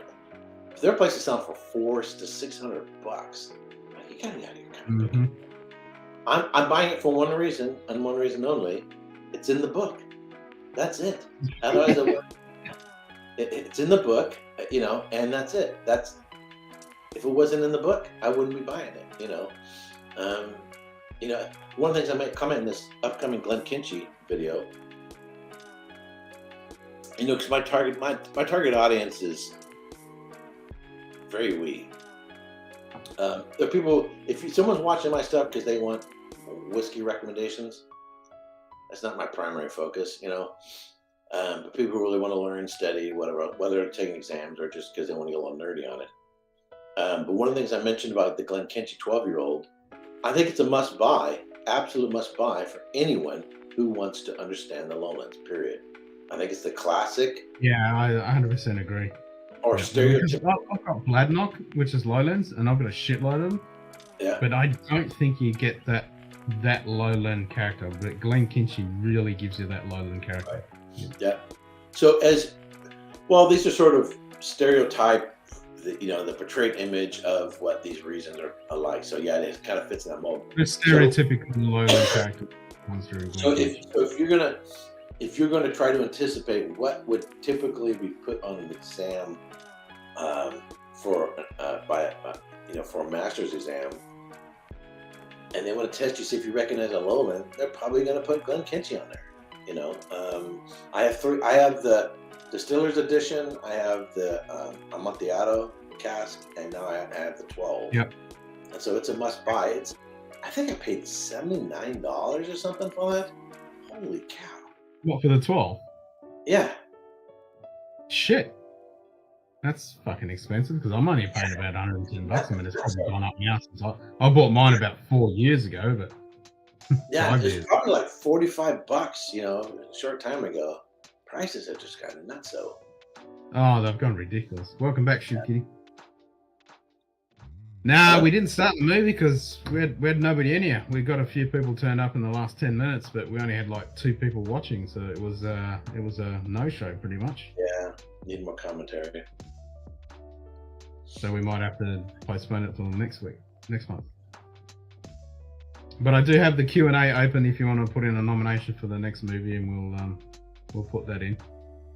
So at the moment we've got Thomas Crown Affair. We're not putting that in because it's not a military movie. So we only got Apocalypse Now and Army of Shadows because Braveheart is already in the list.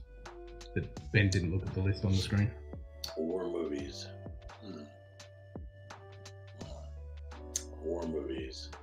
So I grew up seeing John Wayne. My dad was a big John Wayne fan, so I grew up seeing the John Wayne films, the John Wayne war movies and stuff.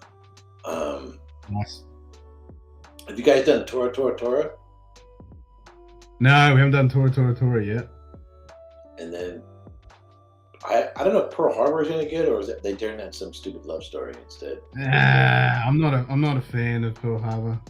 Yeah. I did that. I've not seen it. I mean the whole love thing and I mean visually it's quite spectacular, but I'd rather watch a good documentary on Pearl Harbor. And I find it fascinating. There's a really good documentary series that some dude did on YouTube. We went through, it was like 6 parts or 10 parts where he went through the whole thing post Pearl Harbor, how they repaired all the ships and got them all back up and running and shit, and the cool shit that they did to turn some of them over and pull them up, and fascinating, absolutely fucking fascinating. You never hear about that. You always hear about the event on the morning and that's it.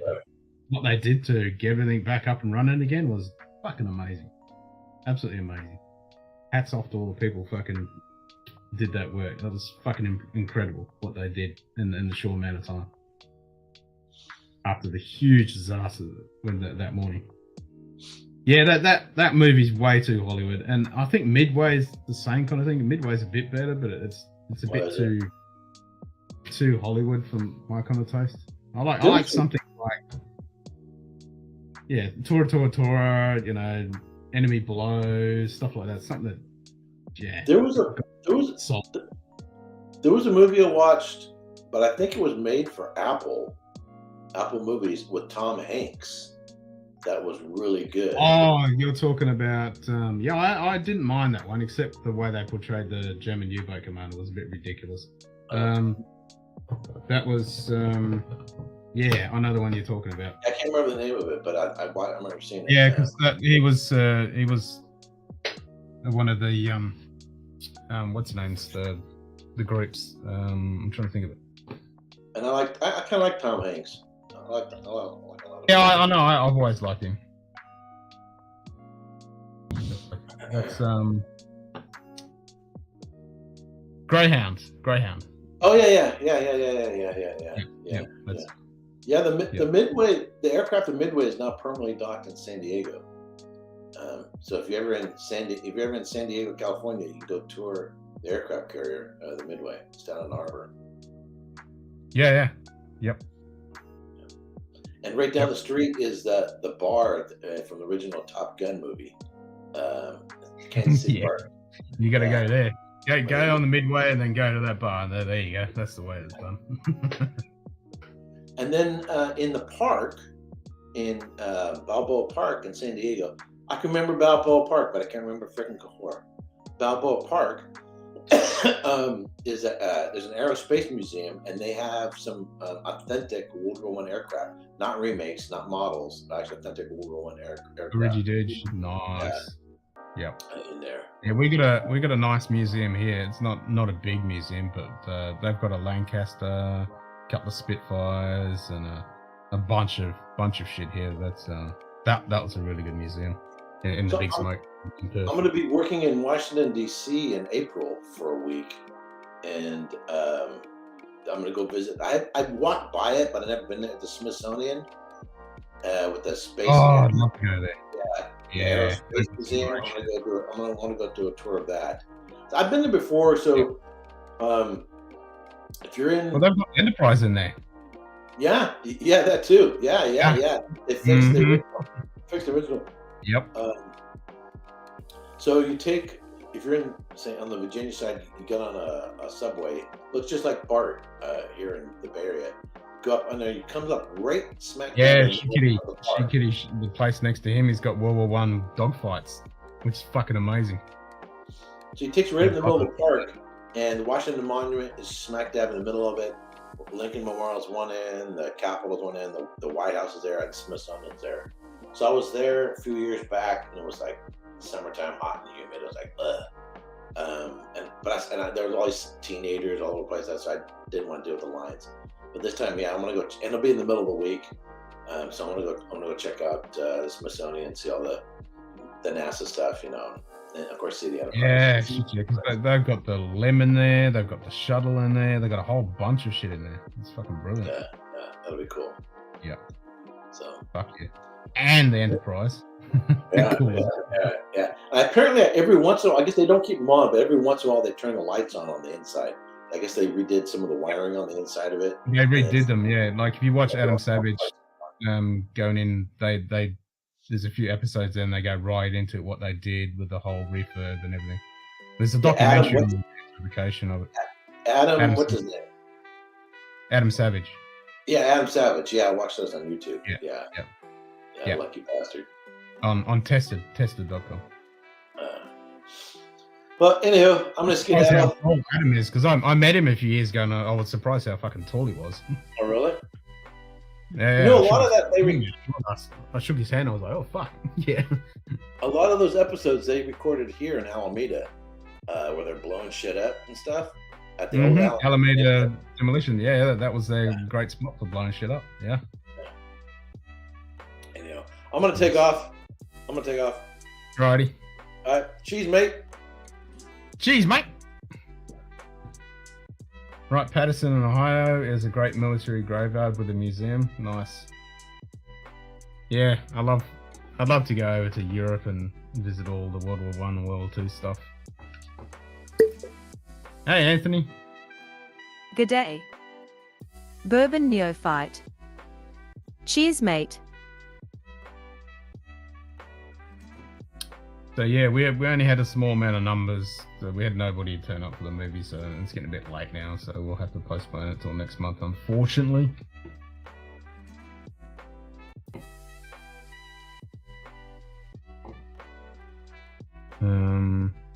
Yeah, so that timer thing is just a timer I made that'll actually trigger. What am I got? I got to turn off.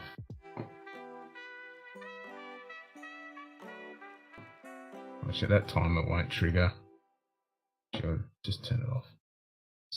And I'll do that. That'll be fine.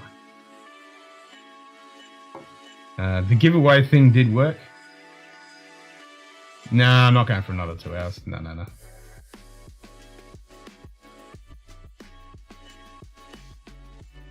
Where are we?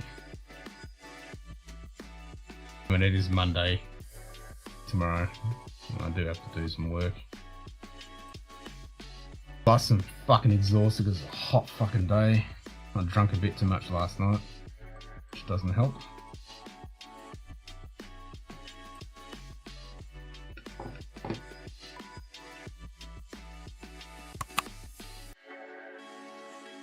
Yeah, 1917 was a good movie. I enjoyed that. That was a good movie. Ken says thanks for the likes. It's out of my fucking ear. And I have been on streams on and off. Like I did the Star Trek stream. I Greg McDonald.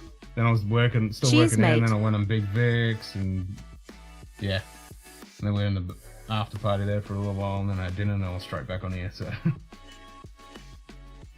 Gillis Airport is where the 7F at a Hazy Center is, like how they have an actual space shuttle and a bunch of different aircraft from all different periods. Oh, nice. You'll have to message him that, Greg. -8. Oh shit. Yeah, it's still fucking hot here. It's 25 degrees outside. I've still got the aircon going because it's fucking. Well, I set it to 26 on Eco and it says it's gone up to 28, so it's still fucking humid. I need some more water. Hold on a sec.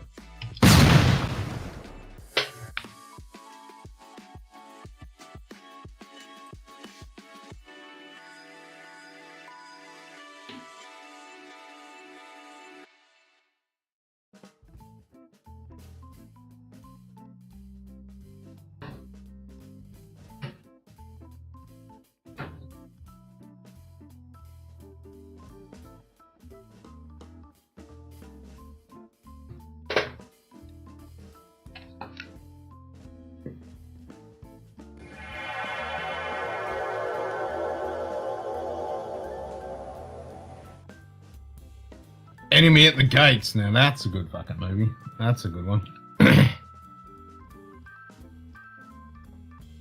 All right, so we've got a couple of nominations. So let's do a poll for the next movie. Start a poll so we can vote. Since we've got a few people, and we'll vote on the next movie to add to the.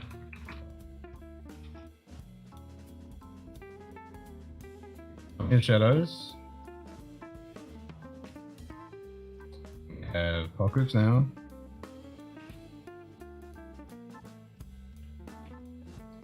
We have Enemy at the Gates.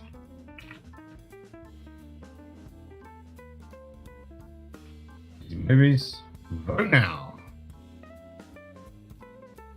I'll end the Q&A.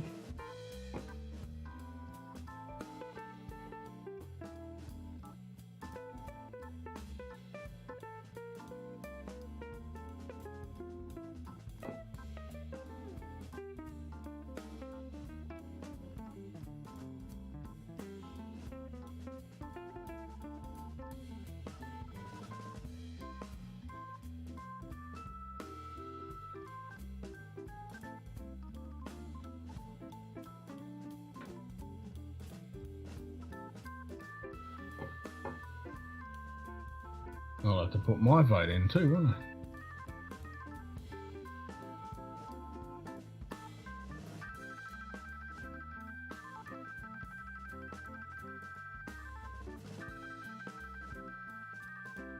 Where are we? Yeah.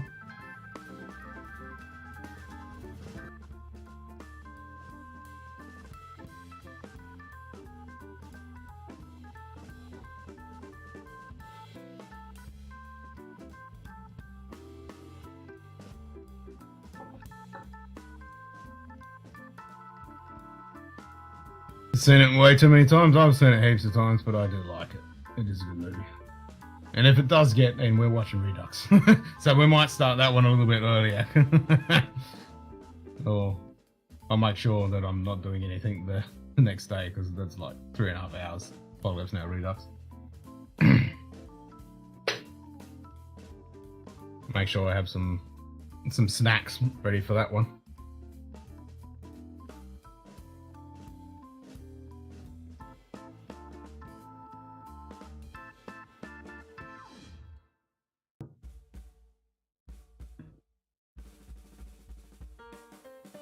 So we got 5 votes so far. So it's going backwards and forwards between Enemy at the Gates and Apocalypse Now. Give it a couple of more minutes. Yeah, there's no Hunt, Anthony. I haven't made that one yet. You've only got Gamble and Dice. But we can do another. We can do another. I'll give away another 1,000 drams. Give away another 1,000 drams. There you go.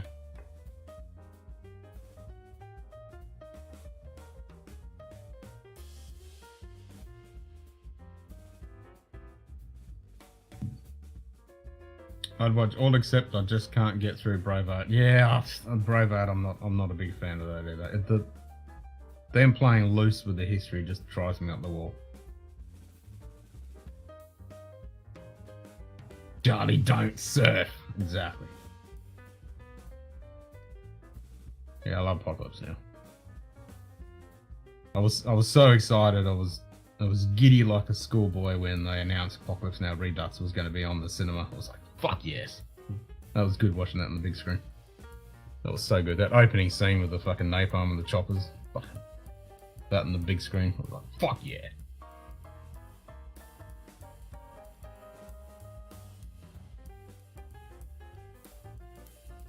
And then watching, there's a guy on YouTube who does really good documentaries on the behind the scenes of the making of those movies, like Full Metal Jacket, Apocalypse Now, and a bunch of those classics.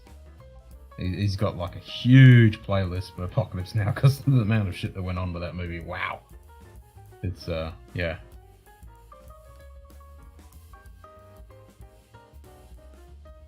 And he does really good research too.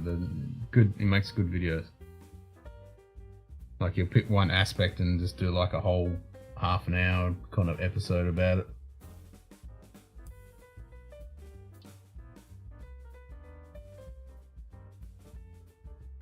Yeah, why do you guys sit on your helmets? We don't get our balls blown off.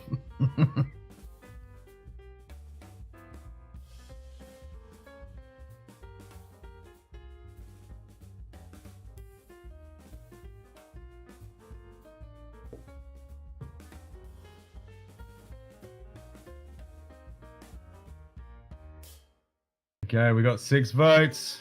Looks like Apocalypse Now is going in the poll.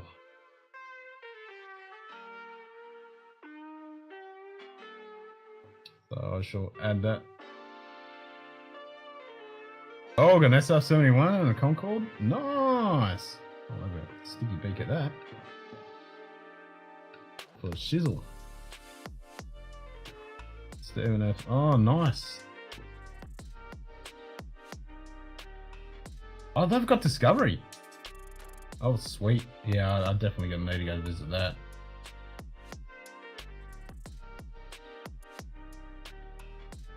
For the World War II aviation, what have they got? Oh, I got a B-29. Wow. Lockheed Lightning. Oh shit! It's not any B-29, it's the fucking Enola Gay. Ah.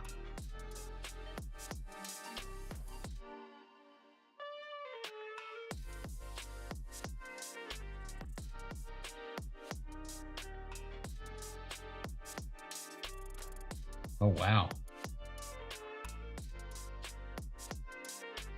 Oh shit, I got tons of stuff. Wow.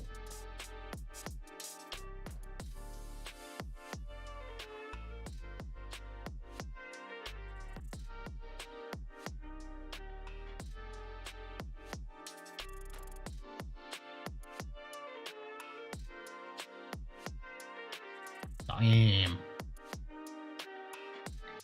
Yeah, that's fucking cool.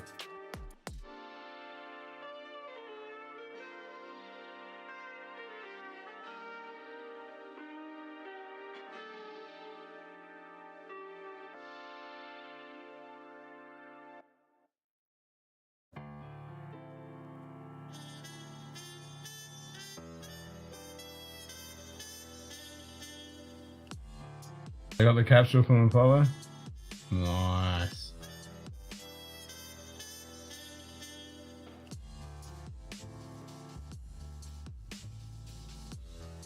Yep, that's fucking cool.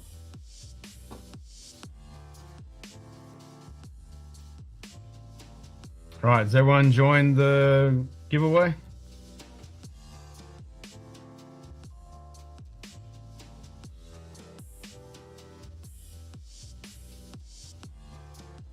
Yeah, I was just thinking that, and I could definitely spend a few days at that fucking place. That's the same when I went to the Deutsche Technik Museum in Berlin. That was an awesome place.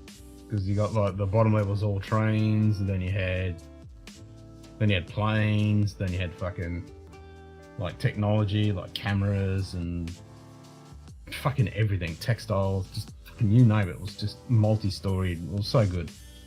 Awesome museum.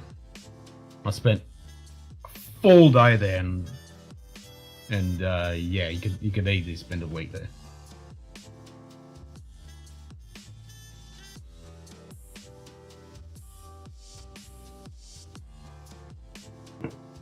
Yeah, that Berlin Deutsche Technik Museum, that was awesome. Yeah, one of these days, I've always wanted to go to the Smithsonian. One of these days.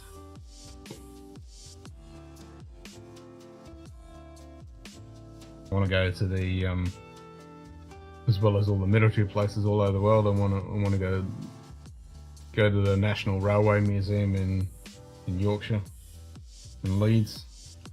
Well, they got the Flying Scotsman and a Mallard and a bunch of other planes.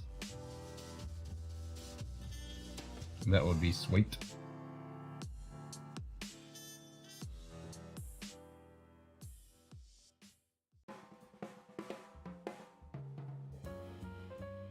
You gonna join the giveaway, Greg? Join the giveaway. Join the giveaway. Get some dreams.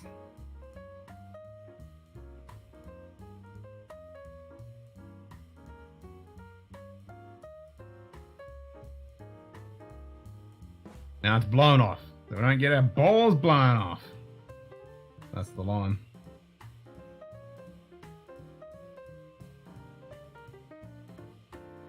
Why do you guys sit on your helmets? So we don't get our balls blown off, and then you see him take his helmet off and sit on it.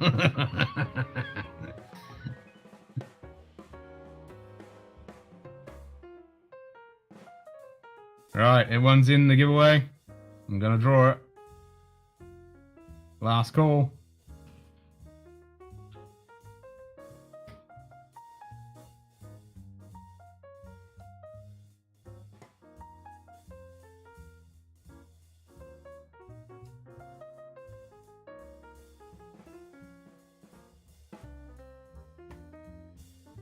Hey, shit kitty.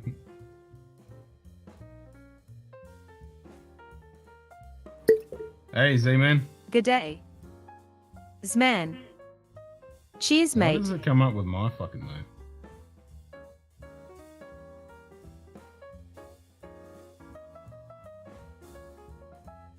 It'll still give you the points. I don't know why it says me. Scotchdownunder does not subscribe to this channel.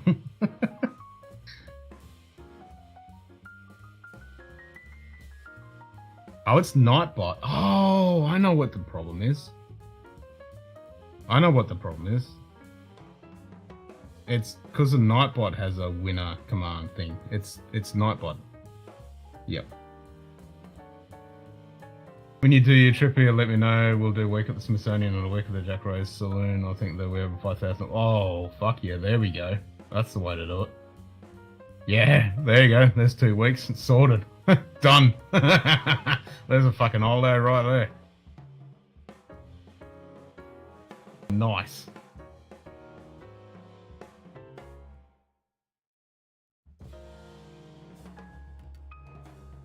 Alright, so we need to turn the one off at Nightbot, because that's what the issue is. So if we go into commands, because I think they've got a giveaway thing on Nightbot.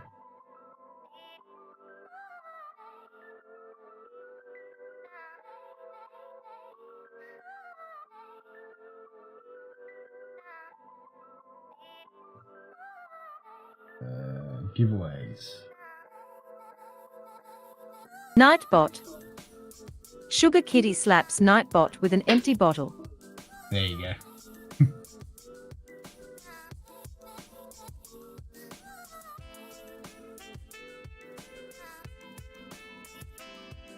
Yeah, there's a giveaway thing.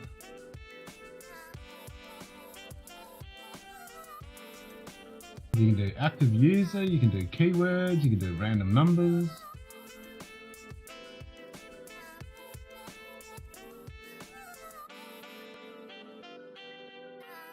Jack Rose and Chris and Lil, yeah. What are we? Potions, no, it's not that. Custom, default commands, where's default commands? The game is disabled, there must be a winner. Oh, here we go, winner. Choose a random user in chat as winner. Disabled. There we go. So we won't have that issue now, so we'll do another little give.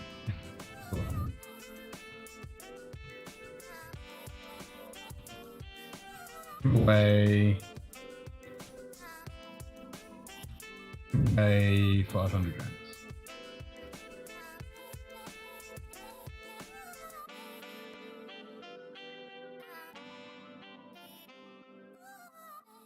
Oh, you best be joining that one, Scott.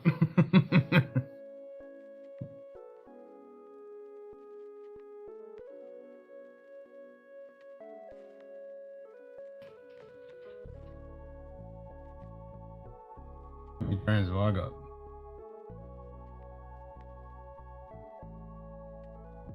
I got 220. So I could do a dice.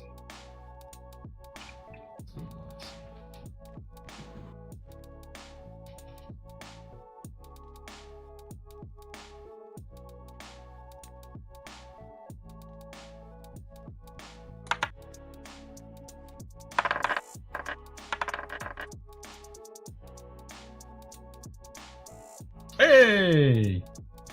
Winner chicken dinner.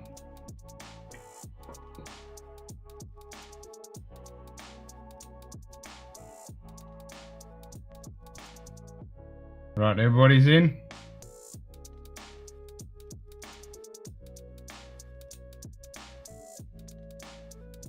Everyone's got their entry in.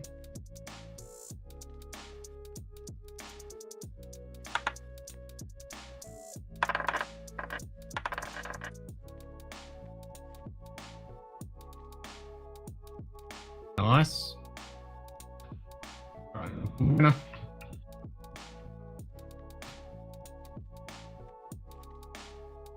And we won't have Nightbot.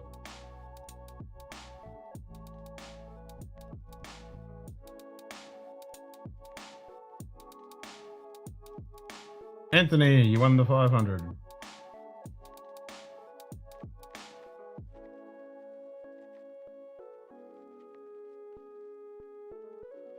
So if you do drams, you should have 920 now.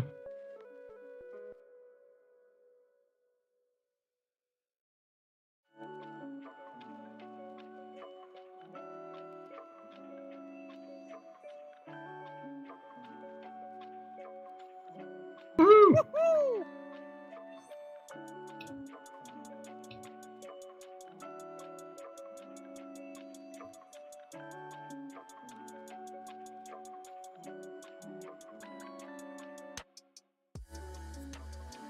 So we didn't have Nightbot intruding on that time. We had it all good. It's all good. It's all good in the hood. All right, so now we need to add Apocalypse Now. St. Bernard's left to fill his wine glass. Must have. Okay, so we'll add Apocalypse Now Redux.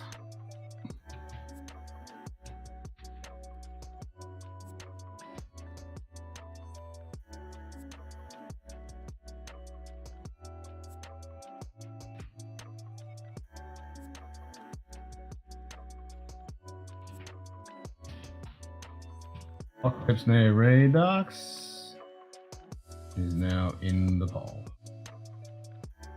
Save.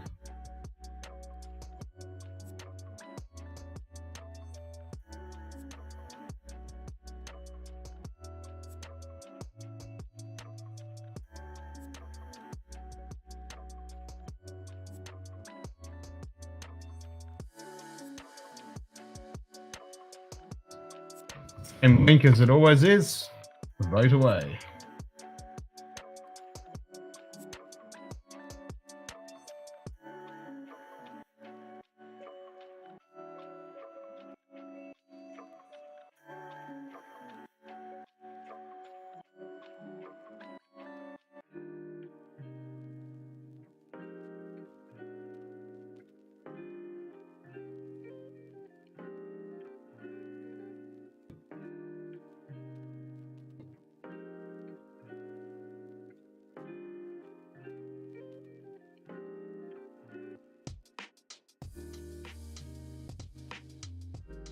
Kill bananas.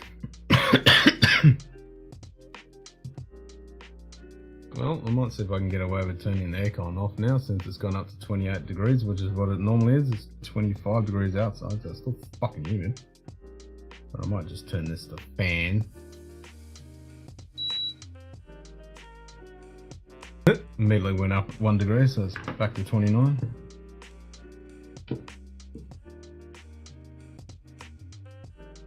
I think it's going to be fucking... Yeah, it's hot all... going to be hot all week. 40s all week. Yeah, fucking hot ass fucking week. All the way up till this time next week, it's going to be hot.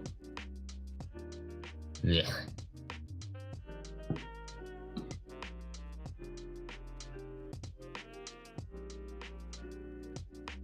Oh, I need to charge my phone too.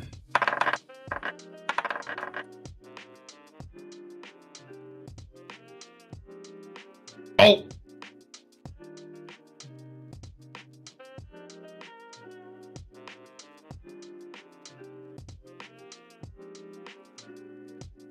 Yeah, it's going to drop to mid 30s this time next week. So 40 every day until middle of next week. Almost. Next week. Whole week of shit.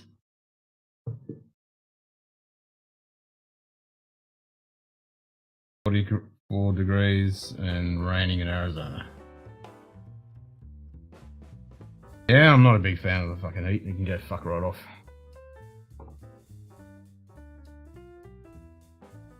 $35's fine. Anything above that starts getting uncomfortable. 38 is my upper limit. When it gets above that, I'll just fuck that shit.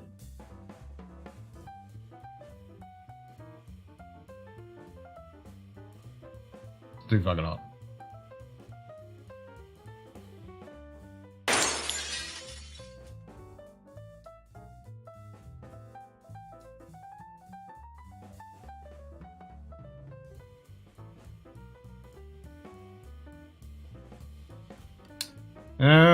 What are we up to? Yeah, I suppose we'll wrap this up. Just a short one tonight. We didn't get to watch the movie because no one was here at start time, so we didn't bother running it. So we'll postpone it till the end of March, since February's already gone. So next Wednesday is going to be International Irish Day. So we'll have to do a thumbnail for that.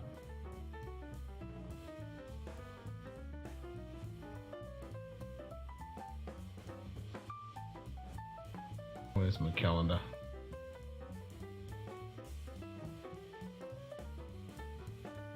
Calendar.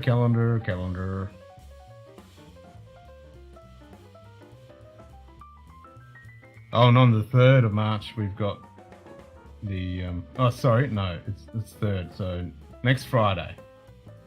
So that'll be International Irish Whiskey Day, and it's also the day when the Titanic 401 demo drops.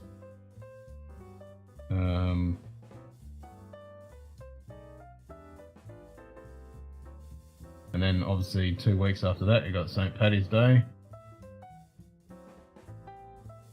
And on the 27th of March is International Whiskey Day, so... Does that mean I have to do another 24-hour stream? Because that's normally when I do the 24-hour streams.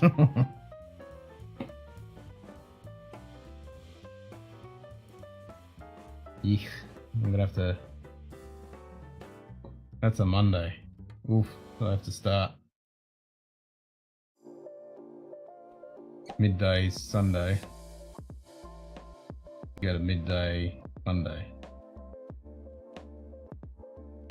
Best be making sure that I don't have anything on that Monday. Which is a bit hard when you're on call. With the dual birthdays. Yeah, there we go. We'll definitely have a celebration then. Jack Rose Saloon Bar. Let's have a gander. Oh, fuck yeah.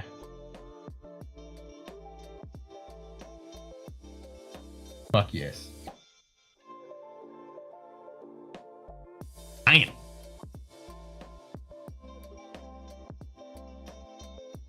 Yeah, that's my kind of fucking bar.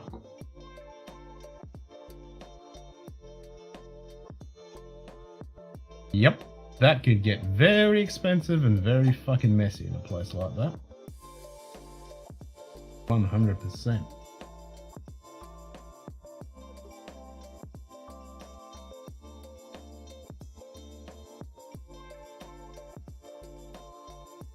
Yikes. Alright, gentlemen. We shall wrap this up. If I don't stream before, it'll be Wednesday. I still need to finish that Stray game. And I need to do a run through of the distilled game. I've packed it all, I've punched all the cards out, and I've stacked all the stuff in the box, so the game's ready to go. So we might do a run through that. Half at maths, yeah. You're not fucking wrong. I can hear the owner now. You two fucks have been here for 8 hours. You have to leave. Nope. Not if we're paying for the whiskey. Yeah, that is fucking impressive. And not only that, Greg, it'll be day after day, 8 hours. You fuckers just keep coming in here, keep drinking all that shit. 8 hours, you go now. Nope. Okay. We see you tomorrow. We're not happening tomorrow. No, we'll see you tomorrow. Alright, everyone. Enjoy the rest of your day and we'll see you very soon. Cheers.